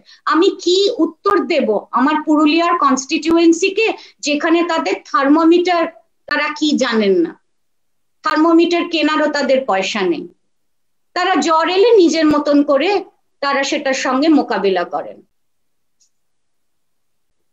এবং এই যে একটা থার্মোমিটার কিনতে হবে এবং এই জ্বর যে ওই জ্বর নয়, সেটা তারা তো মোটেই বুঝতে চাইছেন না। তারা, তুমি জানো পুরুলিয়ায় ভ্যাকসিন নষ্ট হয়েছে, তার কারণ দেয়ার আর নো টেকার্স ফর ভ্যাকসিন। কাজে সমষ্টিকে ভালো রাখতে গেলে আমাদের অন্য ধরনের স্ট্র্যাটেজি নিতে হবে এবং মানসিক স্বাস্থ্যকে ইন্টারডিসিপ্লিনারি ওয়েতে দেখতে হবে, যেটা যা খানিকটা ফ্লিটিংলি বললেন এবং অনুত্তমাও বললেন, যে আমরা একটা প্রাতিষ্ঠানিক অসাম্য দেখছি এবং একটা অদ্ভুত দারিদ্র্য দেখছি। সেই দারিদ্র্যকে আমরা কি করে মোকাবিলা করব সেইটা যদি স্থির করতে পারি, তাহলে আমরা সমষ্টিকে ভালো রাখতে পারবো। আমি আমার ব্যক্তিগত অভিজ্ঞতা থেকে একটা জিনিস আপনার সাথে শেয়ার করতে পারি, সেটা হচ্ছে আমি কিন্তু গত এক বছরে, যদি আমি সিস্টেমিক জায়গাটায় বলি, তাহলে আমি কিন্তু গত এক বছরে একটা ব্যাপক পরিমাণ মানসিক স্বাস্থ্য কর্মী যারা সরকারি স্বাস্থ্য পরিকাঠামোর সঙ্গে যুক্ত আছেন তাদেরকে কোনো কাজ না দিতে দেখেছি। অর্থাৎ তারা কাজ করতে চাইছেন, সমস্যায় কথা বলতে চাইছেন মানুষের কাছে গিয়ে, তো তাদের জন্য কি কাজ ঠিক করা যায় সেটা ভাবা যায়নি। এটা আমি দেখেছি একটা বড় অংশ মানসিক স্বাস্থ্যকর্মী যারা বিভিন্ন এই ধরনের প্রোগ্রামে, মেন্টাল হেলথ প্রোগ্রামে বা হেলথ প্রোগ্রামের মধ্যে আছেন। যাই হোক, তো আর একটা কথা আমার মনে হয় যুক্ত করা দরকার, সেটা হলো যে এই রকম একটা অতিমারী সংক্রমণের পরিবেশে আমাদের অস্বস্তিকে, আমাদের অসুখকে মানে সুখকে আমরা কি ইউনিভার্সালাইজ করতে পারি? এই ইউনিভার্সালাইজেশন অফ ডিস্ট্রেসটাকে আমাদের কিন্তু একটু প্রশ্ন করতে হবে। কারণ যে মানুষ পুরুলিয়ায় আছেন, যে মানুষের চাকরি গেছে, যে মানুষ কুচবিহারে আছেন, যে মানুষের চাকরি গেছে, তাদের ওই 200 দিনের কাজের মধ্যে লিপ্ত করে তাদের যে অস্বস্তি অসুখ হচ্ছে, সেইটাকে কি আমরা কোনো নামকরণ করতে পারি আদৌ?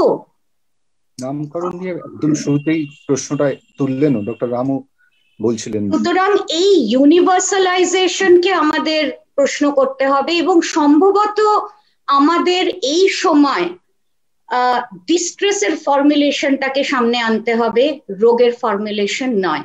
এবং এই নিয়ে যা এবং অনুত্তমার সঙ্গে আমার বিভিন্ন প্ল্যাটফর্মে কথা হয়েছে, এবং ডায়াগনোসিসকে আমরা এইভাবে যদি ফর্মুলেট করি সেটার সুবিধে কি অসুবিধে কি, সেটা সমষ্টিকে কিভাবে ভালো রাখতে পারে এবং স্টিগমা থেকে দূরে রাখতে পারে, সেই আলোচনাও হয়েছে। কারণ যা সেখানে উপস্থিত ছিলেন, অনুত্তমাও ছিলেন। ডোমেস্টিক ভায়োলেন্সকে তো আমরা ইউনিভার্সাল ডিস্ট্রেস হিসেবে একটা রোগের নাম দিতে পারবো না। আমরা পভার্টিকে দিতে পারবো না সেই নাম, আমরা আনএমপ্লয়মেন্টকে সেই নাম দিতে পারবো না। ঠিক আছে, আমি আরেকবার আপনার কাছে ফিরছি, এই জায়গাটা নিয়েই একবার ফিরবো। এই যে যুদ্ধ ঘোষণা, রাষ্ট্র যুদ্ধ ঘোষণা করছে বা প্রতিষ্ঠান যুদ্ধ ঘোষণা করছে, যখন রোগ ইটসেলফ একটা এন্টিটি, তো তখন বিচ্ছিন্নতা প্রশ্নটাও আসছে। কারণ একটা দিক থেকে আমরা একটা সামাজিক অংশকে দেখছিলাম যাদেরকে বা যারা নিজেরা ভাবছেন, যাদেরকে বলা হচ্ছে যে তুমি পুরনো অভ্যাস, পুরনো গান শেখার অভ্যাস ফিরিয়ে নিয়ে এসো, পুরনো ছবি আঁকার অভ্যাস ফিরিয়ে নিয়ে এসো। কিন্তু যে বিচ্ছিন্নতা তৈরি হচ্ছে, সেই বিচ্ছিন্নতার দিকে সমাজে একটা বড় অংশের মানুষ যে ডিস্ট্রেসে আছেন তার দিকে তাকাতে কোথাও তাকে একভাবে সরিয়ে রাখা হচ্ছে। তো এই বিচ্ছিন্নতার রাজনীতিতে কিন্তু আমি ফিরে আসবো, কারণ নিয়ন্ত্রণের রাজনীতি আমাদের কাছে অত্যন্ত গুরুত্বপূর্ণ। আমি আরেকবার ডক্টর রামের কাছে ফিরবো। আমি না একটা দুটো জাস্ট কথা মেনশন করব।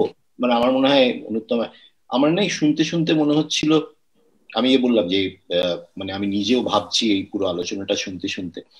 একটা হচ্ছে যে আমার মনে হয় যখন আমরা উই গো থ্রু গ্রেট আপহিভেলস, মানে যেরকম এই প্যান্ডেমিকের সময় হচ্ছে, তখন তো there is a chaos, there is a confusion which is created.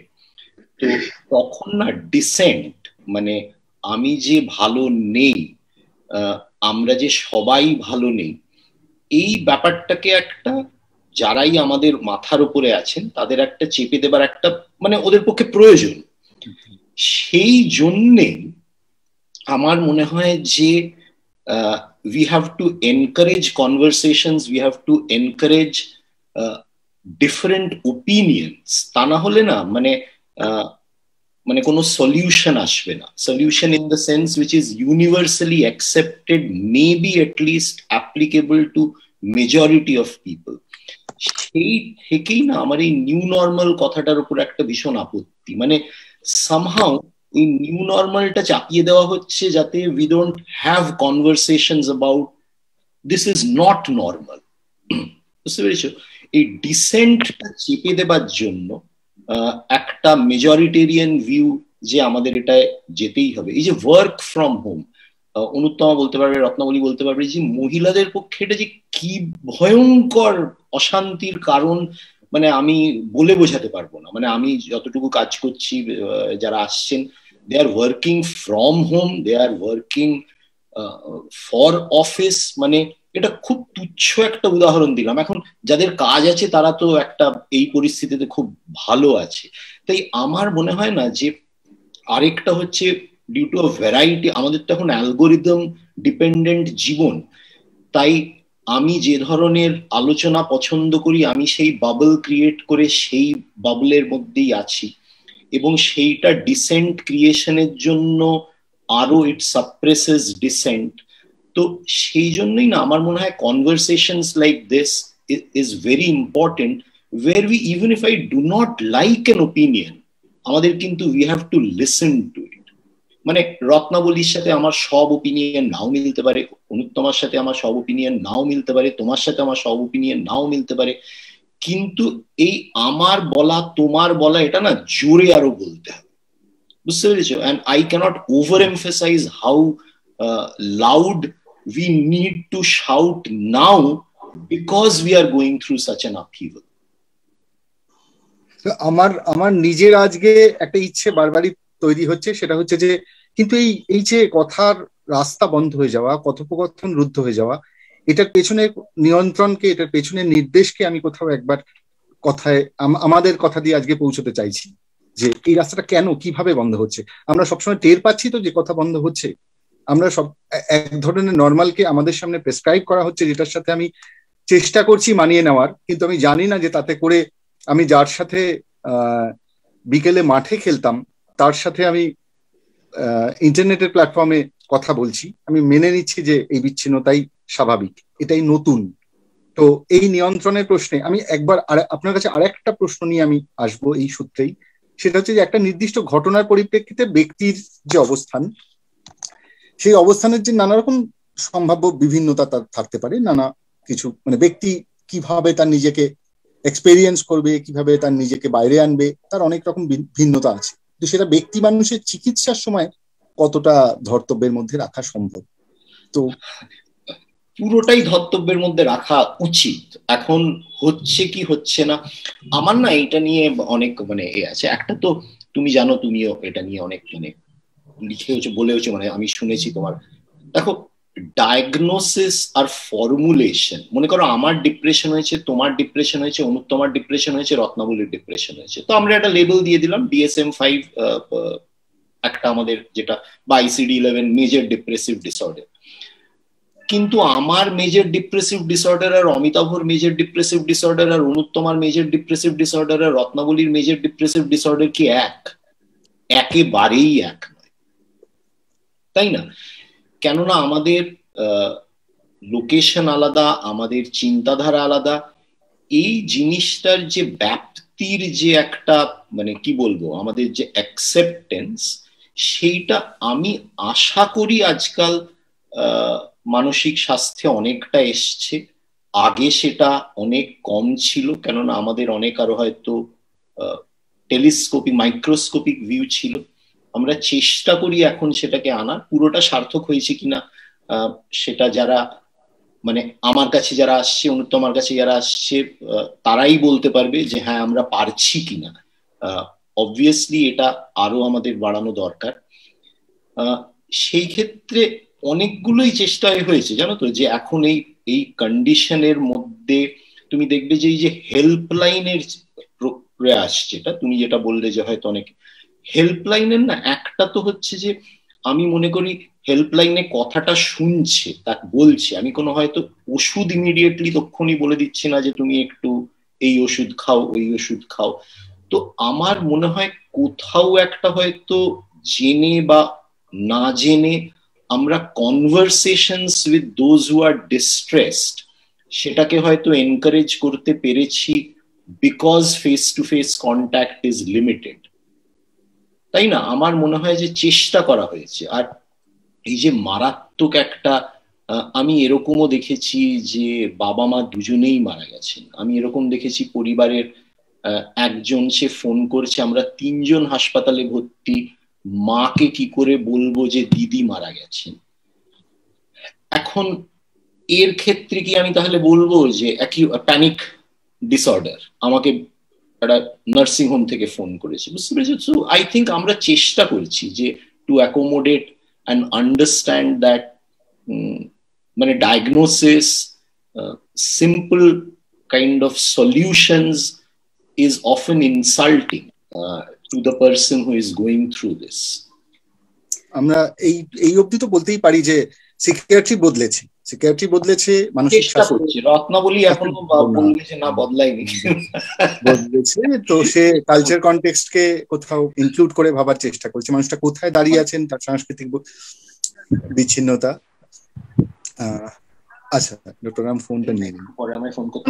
আমি একটুখানি দ্রুত একটু ঢুকবো। আমি জাস্ট 3টে শব্দ দিয়ে আপনার কাছে যাব। ডক্টর রামের সঙ্গে 3টে শব্দ, আমি 3টে শব্দ প্রায় আপনাদের 3 জনের সামনেই রাখবো।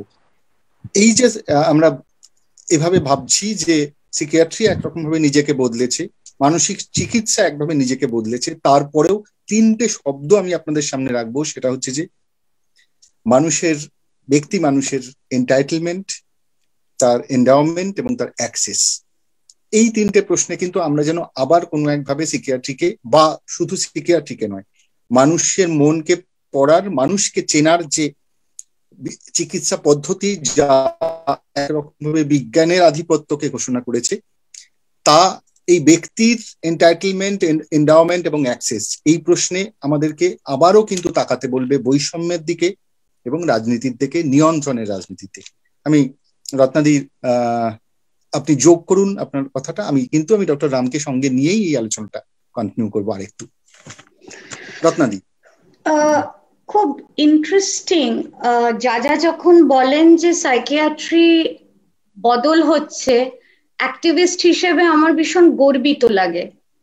কারণ এই সাইকিয়াট্রি পরিবর্তন হোক, এটা আমরা চাইছি যে একটা মানুষের সংস্কৃতি, একটা মানুষের ট্র্যাজেক্টরি, একটা মানুষের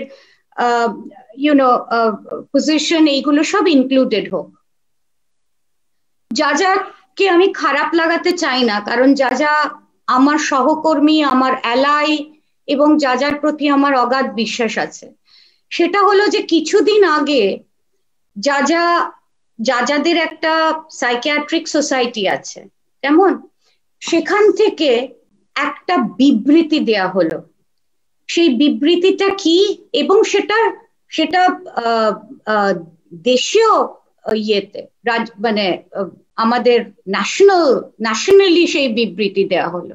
এবং সেই বিবৃতিতে কি বলা হলো, এরা সব অত্যন্ত বিদগ্ধ পণ্ডিত সাইকিয়াট্রিস্ট, তারা নিদান দিলেন, এবং নিয়ন্ত্রণের প্রশ্ন এখানে আসছে। তারা নিদান দিলেন যে ভাই, অতিমারিতে যদি দিল্লিতে অস্থায়ী শ্মশান তৈরি হচ্ছে, সেখানে এত এত লোকের চিতা জ্বলছে, সেই খবর তোমরা দেখিও না, কারণ সেই খবর দেখালে মানুষের মানসিক স্বাস্থ্যের অবনতি হবে।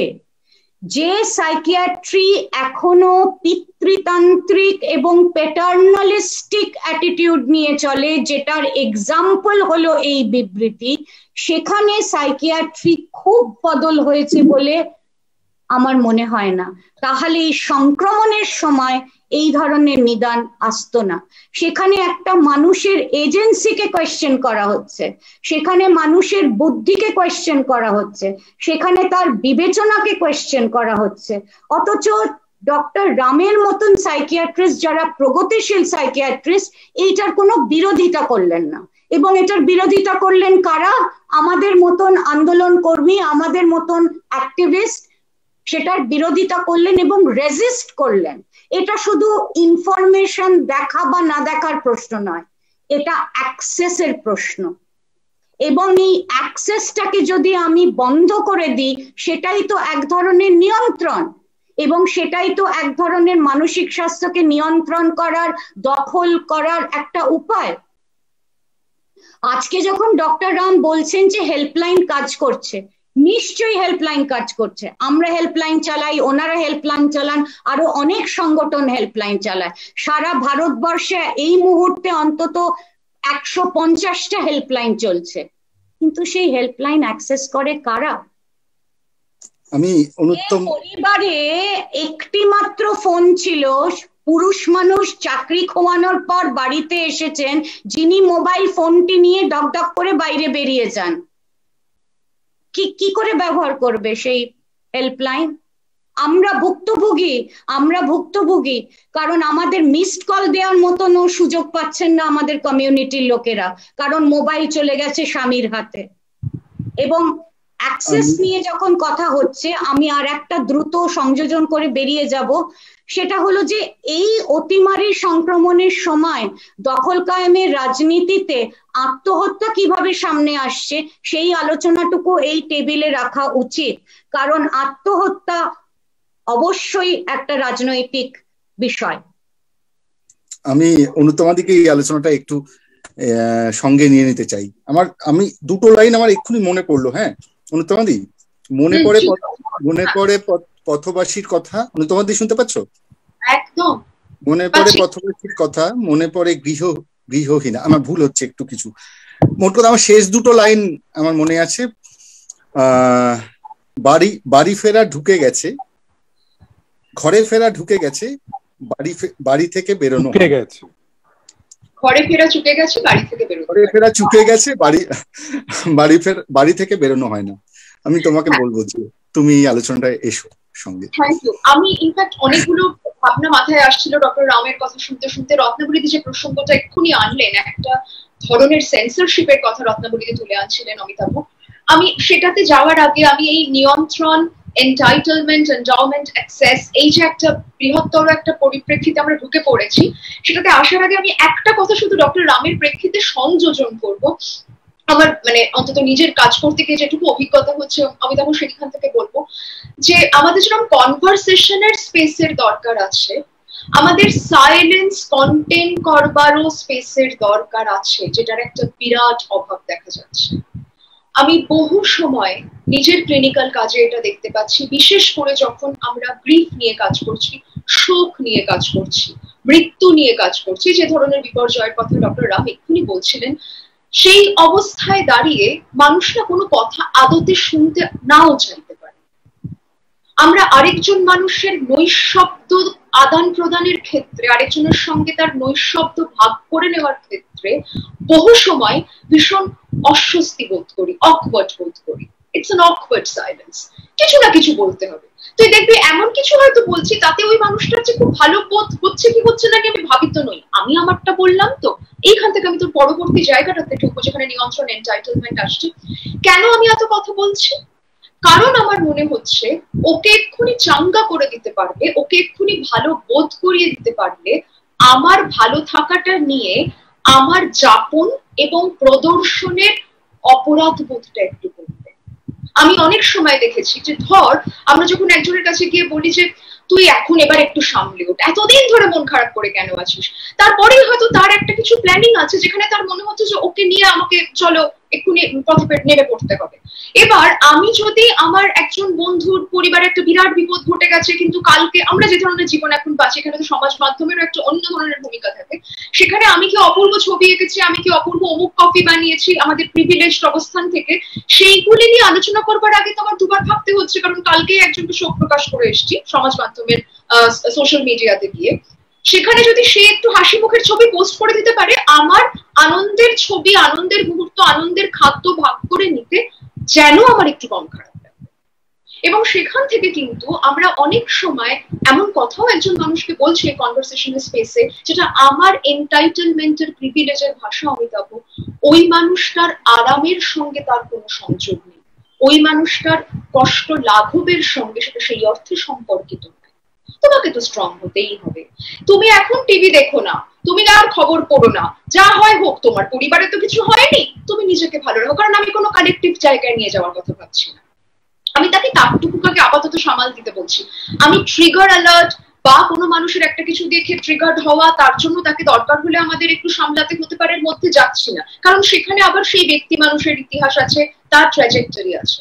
কিন্তু সেখানে যেটা রত্নাবলীদি ব্রিলিয়ান্টলি বললেন যে আমি একটা সামগ্রিক খবর আদান প্রদান, সত্যি সত্যি যা যা ঘটছে সেটা থেকে মানুষকে সরিয়ে দেব কেন?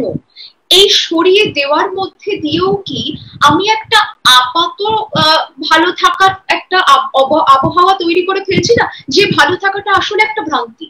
এখন অ্যাকচুয়ালি সে ভালো থাকাটা নেই, সেটাকে আমি এখন বলছি এখন তো আমরা সব সামলেই গেছি, এখন তো কোভিড প্রায় কন্ট্রোলে চলেই এলো, এরকম নানান বক্তব্য তার মধ্যে থাকতে পারে।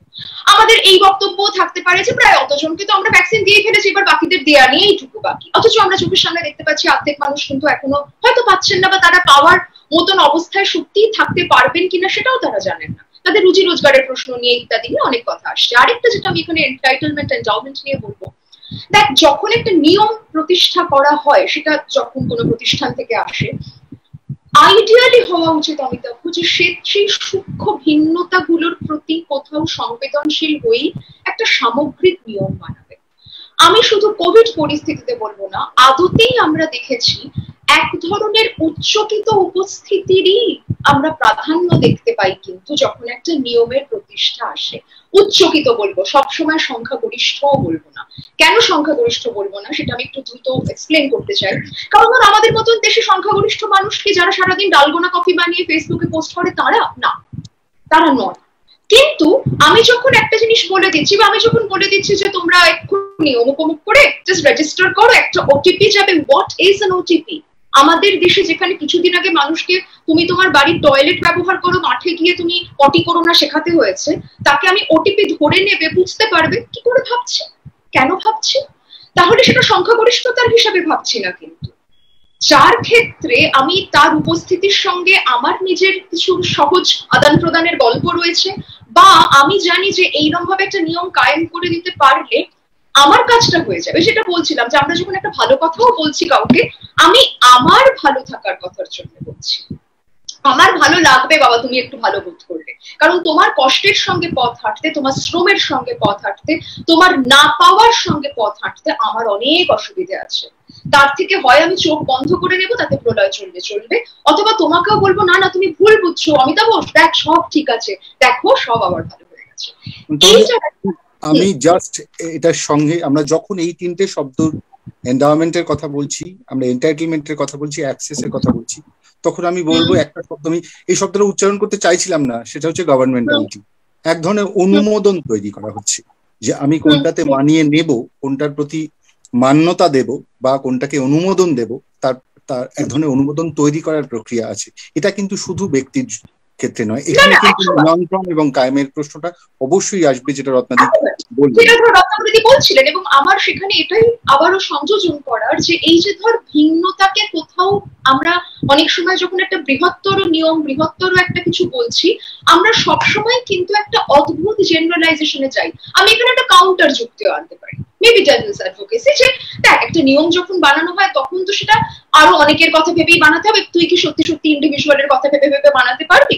ধর আমি যখন একটা প্রশ্নপত্র তৈরি করছি শিক্ষার্থীদের জন্য, প্রত্যেকটা স্টুডেন্টের জন্য ভেবে তো আমরা বানাতে পারছি না, সেখানে আমাদের অনেক অপারগতা থাকে, অনেক লিমিটেশন থাকে।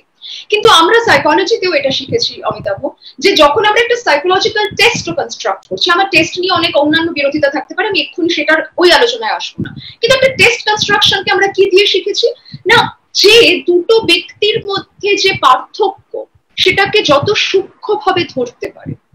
আমার মনে হয় এক্ষেত্রে যে জায়গাটা একটা বিরাট সমস্যা থেকে যাচ্ছে, এবং আমি আবারও বলতে চাই এটা শুধু কোভিড রিলেটেড নিয়ম কানুন নিয়ে নয়, আমি মনে করি আমাদের এমন অনেক আইন নিয়ে এখন অনেক কাজ করা বাকি আছে, লড়াই বাকি আছে, এমন অনেক নিদান নিয়ে লড়াই বাকি আছে, যেখানে প্রচুর মানুষকে আমরা জাস্ট ইনভিজিবল করে দিচ্ছি, অদৃশ্য করে দিচ্ছি।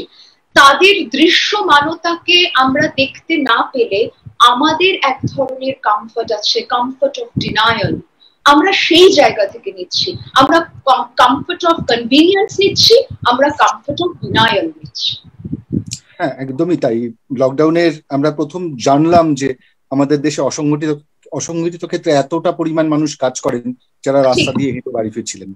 তো কিন্তু আমি একটা প্রশ্ন তিনজনের কাছেই আরেকবার যাব। একটা প্রশ্ন, সেটা হচ্ছে যদি এই পরিস্থিতিতে, যে কোভিড পরিস্থিতিতে বা আজকে আমরা যখন কায়েম বা ক্ষমতার স্বার্থের প্রশ্নের কথা বলছি, তখন যদি কেউ এর বিপরীতে, এই নিয়ন্ত্রণের বিপ্রতীপে দাঁড়াতে চান, যদি তাকে কি ক্ষমতা, প্রতিষ্ঠান বা রাষ্ট্রের বিরাগভাজন না হয়ে, আমি বারবার এই শব্দটা একটু আন্ডারলাইন করতে চাইব, যে রাষ্ট্রের বিরাগভাজন না হয়ে কি তিনি সেটা এক্সারসাইজ করতে পারবেন? রত্নাদি, যদি কেউ এই অবস্থানটার বাইরে যেতে চান, অবস্থানের বিপ্রতীপে দাঁড়াতে চান, এটা আমি ভাবতেই পারি না অমিতাভ।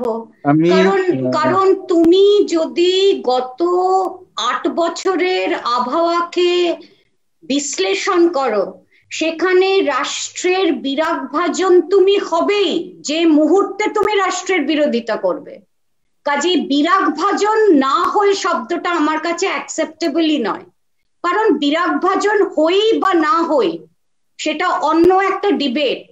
যেটা এই মুহূর্তে করতে হবে, আমাদের প্রতিস্পর্ধা দেখাতে হবে, আমাদের নিজেদের অবস্থান পরিষ্কার করতে হবে, আমাদের যে এন্টাইটেলমেন্ট গুলো আছে সেইগুলোকে আরো বেশি স্পষ্ট করে উচ্চারণ করতে হবে, এবং অ্যাক্সেসের প্রশ্ন বৃহৎ প্রশ্ন। অ্যাক্সেস টু হেলথ একটা বিরাট domain, access to mental health একটা বিরাট ডোমেন, যেটা এইভাবে আজকের আলোচনায় ধরা যাবে না অমিতাভ। আমার মনে হয় যে ধরনের স্ট্রাকচারাল ইনইকুয়ালিটি এই কোভিডের সময়, সংক্রমণের সময় আমাদের সামনে এসেছে, সেখানে এন্ডাওমেন্টই একমাত্র উত্তর। সেখানে এন্ডাওমেন্ট না করলে মানসিক স্বাস্থ্যের আরো অবনতি হবে। এখানে যাদের ঘর নেই, যাদের বাড়ি নেই, যাদের জল নেই, যাদের চাকরি নেই, যাদের অ্যালকোহলিজমের সমস্যা আছে, যারা সুইসাইড করছেন, তাদের যদি আমাদের বাঁচাতে হয় তাহলে এন্ডাওমেন্ট ছাড়া কোনো গতি আমাদের নেই। সেটাই আমাদের মানসিক স্বাস্থ্যের ইন্টারভেনশন। মানসিক স্বাস্থ্যের ইন্টারভেনশন এইটা নয় যে আমি ব্যক্তিগত অ্যাংজাইটি কি করে কমালাম, আমি কি মধ্যবিত্ত প্রেসক্রিপশন দিলাম যে তুমি এটা করো, ওটা করো, সেটা করো।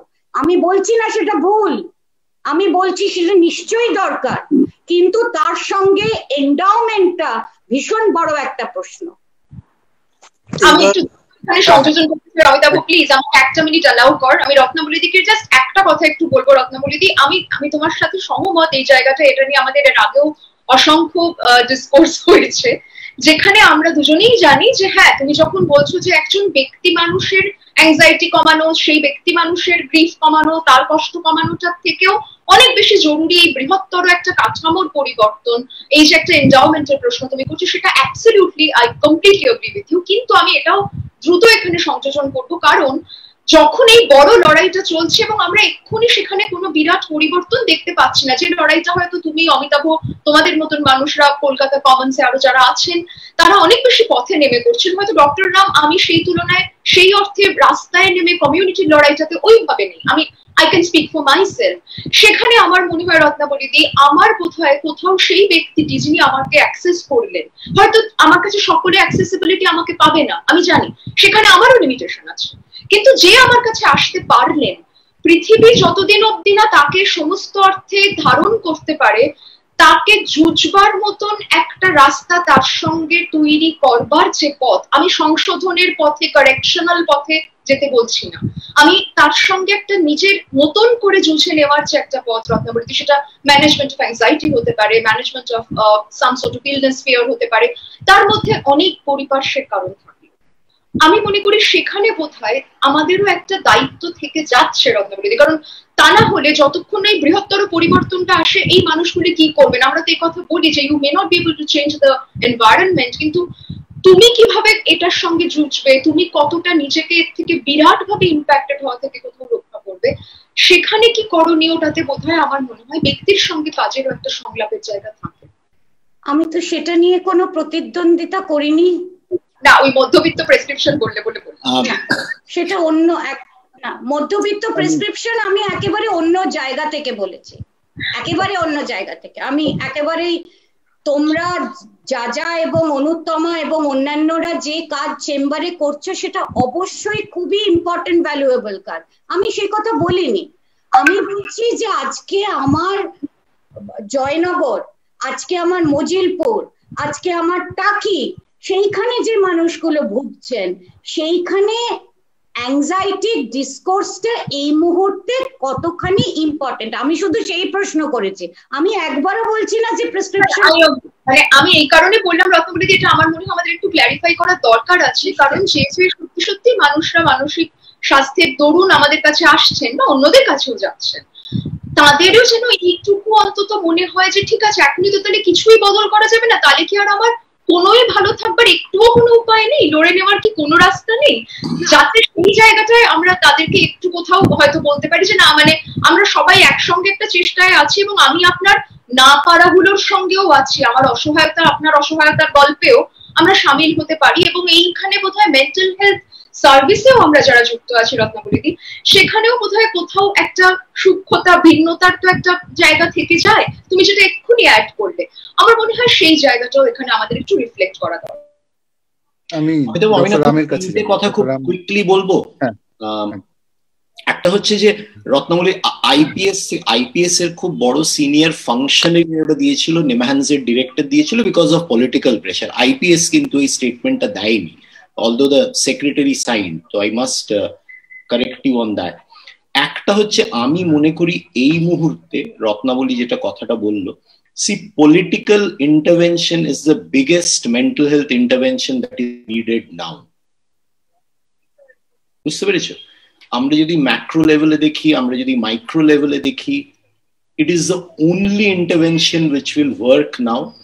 The pandemic has fortunately or unfortunately made us aware of this need, এবং we cannot deny it.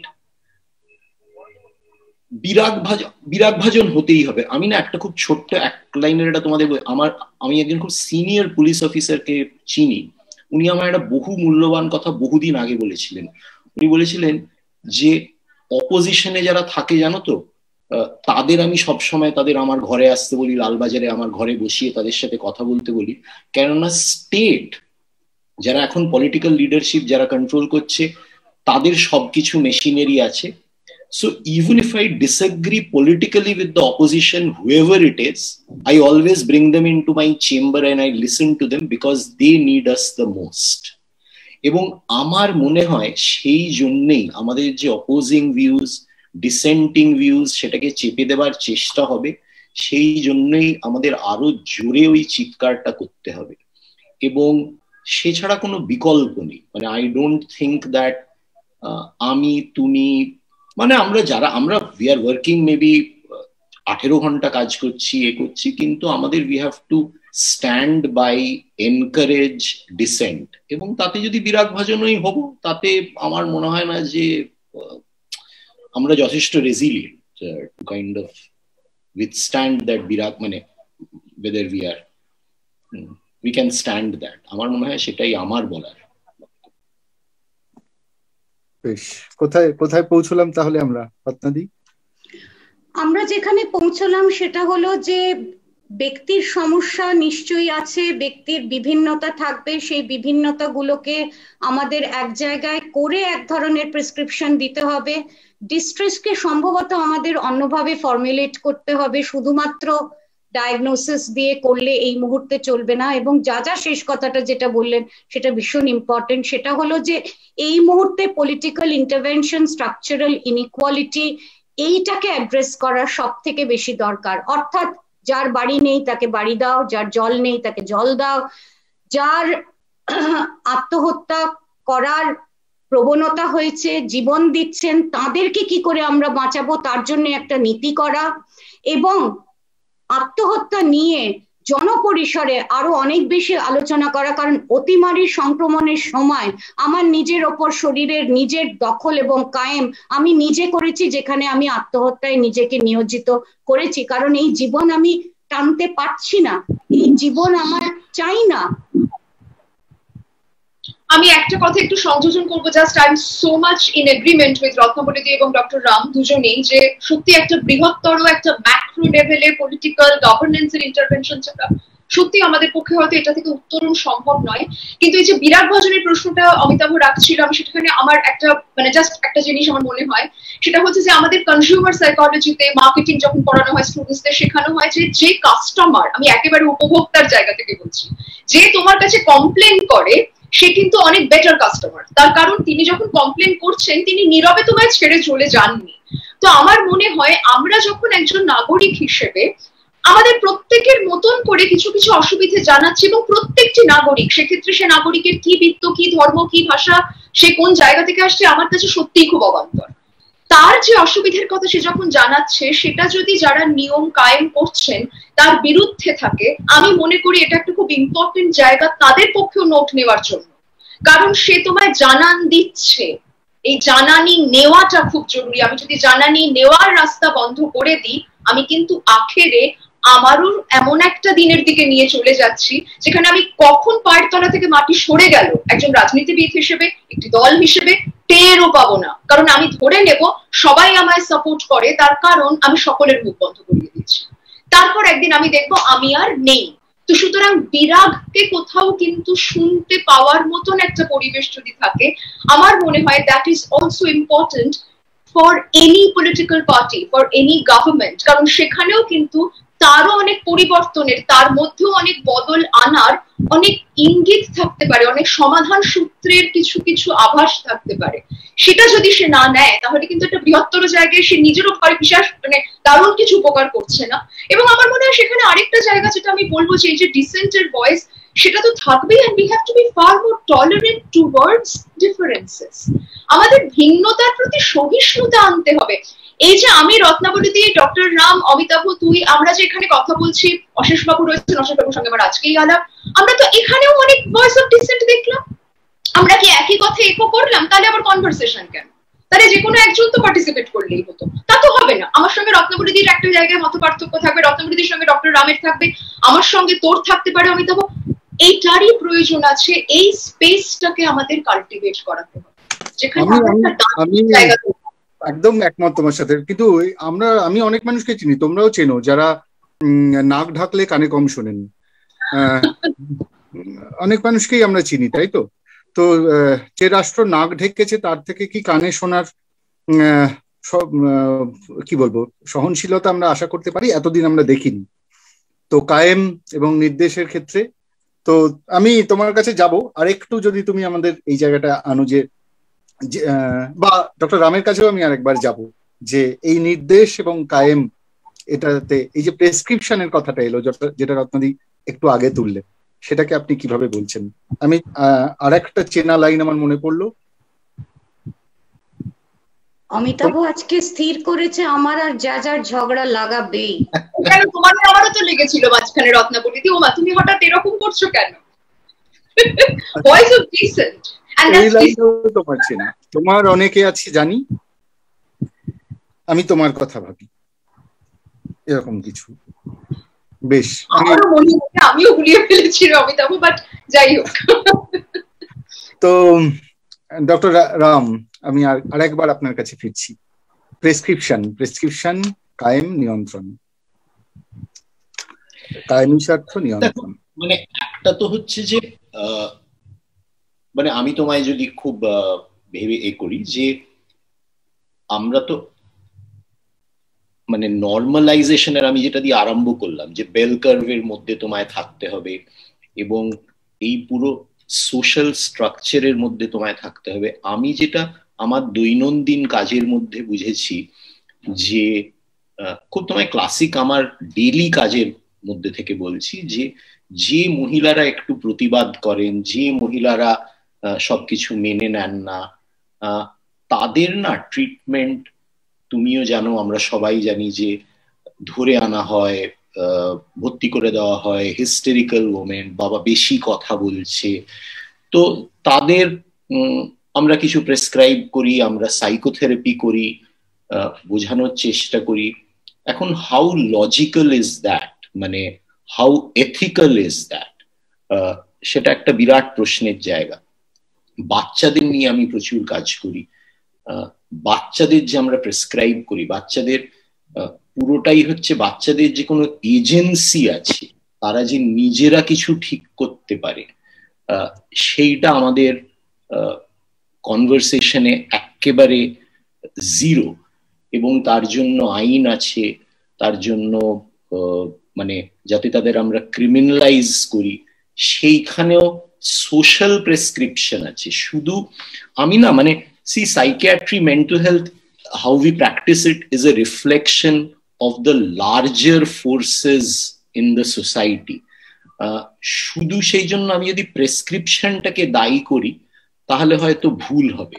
প্রেসক্রিপশনের ওপর overwhelming forces which is making me prescribe those things, I think we have to examine that. মানে আমার রত্নাবলীর এই আমরা একটা নেটওয়ার্কের সাথে যুক্ত, যেখানে অ্যাডোলেসেন্ট সেক্সুয়ালিটি নিয়ে আমাদের অনেক কথা হয়। এরকম বিভিন্ন ভাবে, মানে তুমি কোন দিক থেকে প্রেসক্রিপশনটাকে দেখবে অনেক গলদ রয়েছে। কিন্তু my request is not just criticise the prescription or the end prescriber. আমি যদি প্রেসক্রাইব করে থাকি, হ্যাঁ আমি নিশ্চয়ই part of the system, but please don't only blame me. Ratnaboli ঝাঁপিয়ে পড়বে যে কেন তোমার তো আপত্তি করার আইপিএস, তা নয়। But there are larger forces which has made me think like it. আমি যদি আজকে মনে করি বাবা রত্নাবলী, অনুত্তম, ওরে বাবা ওরা ভীষণ কথা বলে, ওদের একটু হ্যালোপেরিডল দিয়ে করে দাও, সিডেট করে দাও, তাহলে এটা আমায় কিন্তু আমায় পেট্রিয়ার্কি এটা শিখিয়েছে। এখন আমি কি হেল্পলেস ভিকটিম? না, কিন্তু আমি 200 বছর 500 বছর ধরে আমি গুহা মানবের থেকে খুব একটা এগোতে পারিনি। So my point is I have to kind of be, কি বলবো, মানে যারা ভুল করছে তাদের কিন্তু অ্যাকোমোডেট করেই এই কনভারসেশনে আমাদের এগিয়ে নিয়ে যেতে হবে। আমি যদি ভুল করে থাকি, তুমি আমায় বর্জন করতে পারো না, মানে আমি অছুত বলে তুমি আমায় ছেড়ে দিও না। Try to bring me also into the conversation so that I try and understand you, so that I can join you. I may not agree entirely with you. আমার আর রত্নাবলীর আমার খুব দুঃখ হয় যে আজকাল অত ঝগড়া হয় না। এখন কে কার মতো হচ্ছে এটা নিয়ে আমি ওর দিকে ঝুঁকছি না, ও আমার দিকে ঝুঁকছে, এটা আমি জানি না, কিন্তু এটা আমার কাছে একটা ব্যক্তিগতভাবে ভীষণ একটা অশান্তির জায়গা। তো I think we need more of that, তাই না? মানে সেটাই, তাই আমার এন্ড হচ্ছে যে প্রেসক্রিপশনটাকে শুধু দোষ দিও না, সি দ্য লার্জার। না, আমি আসলে প্রেসক্রিপশন শব্দটাই আমি এলাম, মানে না, আমি বলছি যে হ্যাঁ, মানে আমার বক্তব্য প্রেসক্রিপশন শব্দটাই নিয়ে, সেটা সোশ্যাল প্রেসক্রিপশন হোক, মেডিকেল প্রেসক্রিপশন হোক, যাই হোক, কারণ আমরা যারা মানসিক স্বাস্থ্য আন্দোলন কর্মী, আমরা প্রেসক্রিপশন অডিটের কথা বারংবার বলছি। আমার কাছে প্রেসক্রিপশন ক্ষমতা, প্রতিষ্ঠান, রাষ্ট্র, পুঁজি, আমি প্রেসক্রিপশন শব্দটা আনলাম এই জন্য। ক্ষমতা, প্রতিষ্ঠান, রাষ্ট্র, পুঁজি, তার না শোনার, শুনতে না পাওয়ার, না শুনতে না চাওয়ার একটা দীর্ঘ অভ্যাস আছে, এটাই আমাদের কাছে কায়েম। এখানে আমি এসে পৌঁছলাম, আপনি শেষ করুন। রত্নাদি আমাকে বলছো? হ্যাঁ, আমার মনে হয় যে শেষ কথা যা যা অনুত্তমা তুমি যেভাবে শেষ করলে সেটাই শেষ কথা। শুধু একটা জিনিস নিয়ে আমাদের ভাবতে হবে যে আমরা যারা মানসিক স্বাস্থ্যের সঙ্গে যুক্ত, তারা আমরা কতখানি ইনক্লুসিভ পলিসির কথা বলছি। আমাদের দেশে কি একটাও মানবিক পলিসি আছে? আমরা এই মুহূর্তে ডিমান্ড করছি যে প্লিজ 7 থেকে 10,000 টাকা প্রতিবন্ধীদের পরিবারকে দিন, কারণ তারা অত্যন্ত গরিব প্রান্তিক মানুষজন। আমার মনে হয় যে ইনক্লুসিভ পলিসি মেকিং নিয়ে আমাদের এইখানে এই টেবিলে যারা আছে, আমাদের প্রত্যেকে সেটা নিয়ে ভাবতে হবে।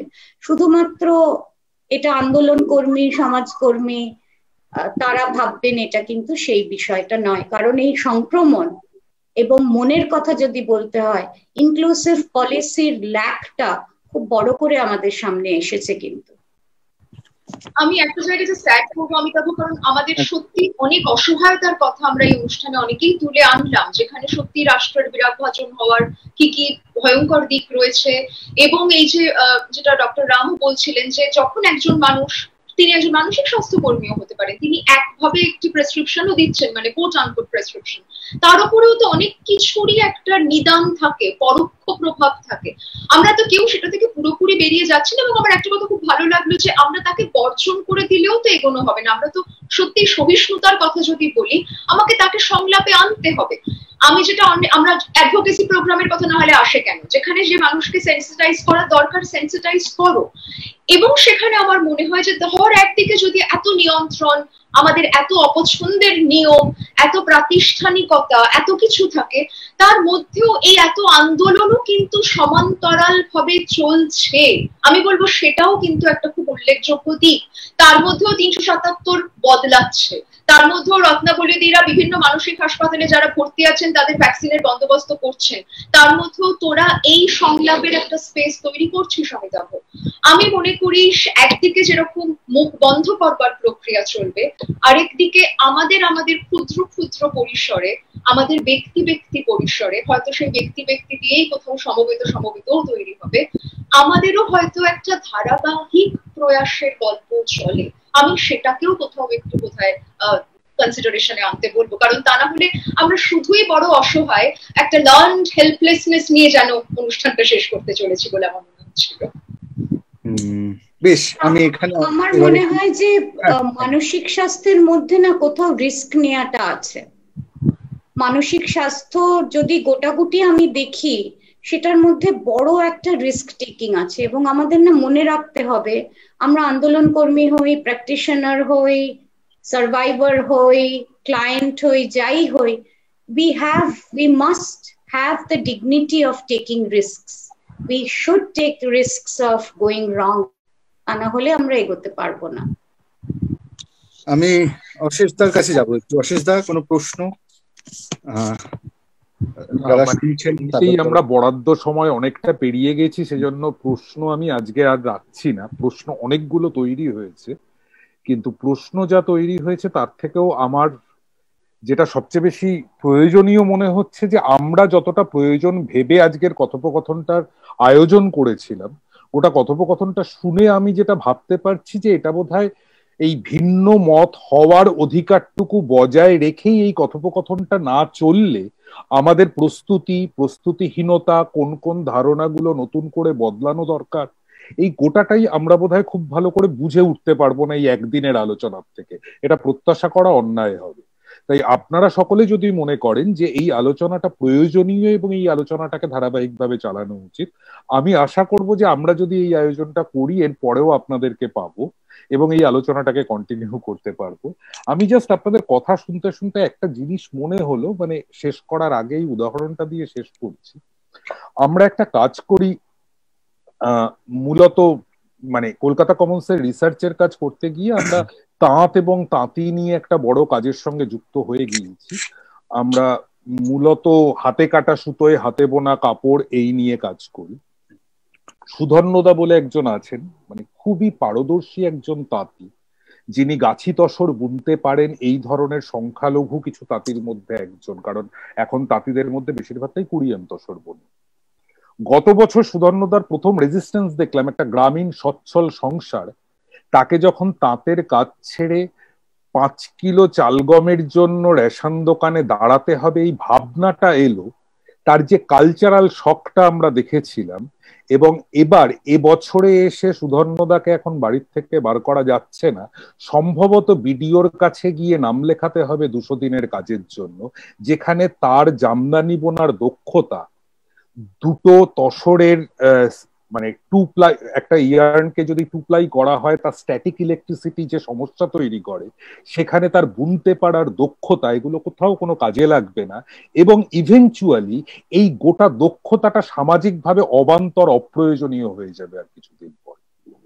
এখানে সোশ্যাল লস, পার্সোনাল লস এবং গোটা সামাজিকভাবে, মানে আপনারা বারবার কথাটা শেষ দিকে রাষ্ট্রের বিরাগভাজন হওয়ার কথা আসছিল, এবং অনুত্তমা শুধুমাত্র অসহায়তার নোটে শেষ না করার কথা বললেন।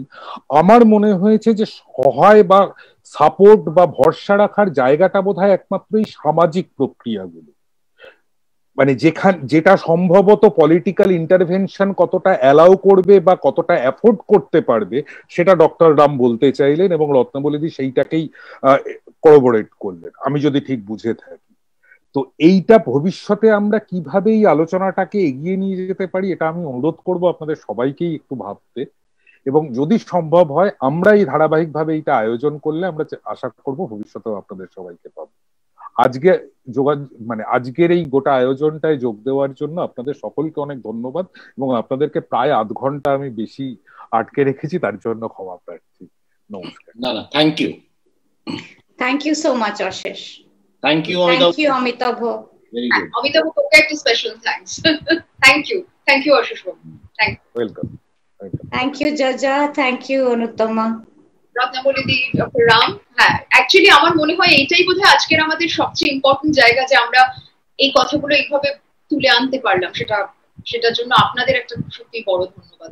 আমরা সত্যি আশা করিনি যে এতটা ভাবে, মানে আমরা ঠিক প্রয়োজনের তুলনায় কতটা পিছিয়ে। বেসিক্যালি আপনারা তিনজন তিনটে আলাদা জায়গা থেকে যেভাবে ধরলেন, তাতেই বিজ্ঞানের কাছে সব উত্তর আছে মার্কা যে একটা মিথ্যে ভরসা তৈরি করার চেষ্টা করা হয়, প্রথম বোধহয় আজকে আপনারা সেটাকে অ্যাড্রেস করলেন। আদারওয়াইজ যেভাবে আমরা দেখতে অভ্যস্ত সবকিছুর উত্তর তৈরি আছে আমি জানি অথবা জানি না, উত্তরটাও যে তৈরি না থাকতে পারে এই সম্ভাবনাটা সম্ভবত আজকে আমি প্রথম এত এক্সপ্লিসিটলি শুনলাম, এবং এটা আপনারা বললেন বলে আপনাদের সকলকে অসংখ্য ধন্যবাদ। Thank you. নেক্সট অ্যাক্সেস নিয়ে করো। অ্যাক্সেস এটা ভীষণ important issue, mental health access. ঠিক, আমরা যোগাযোগ করব।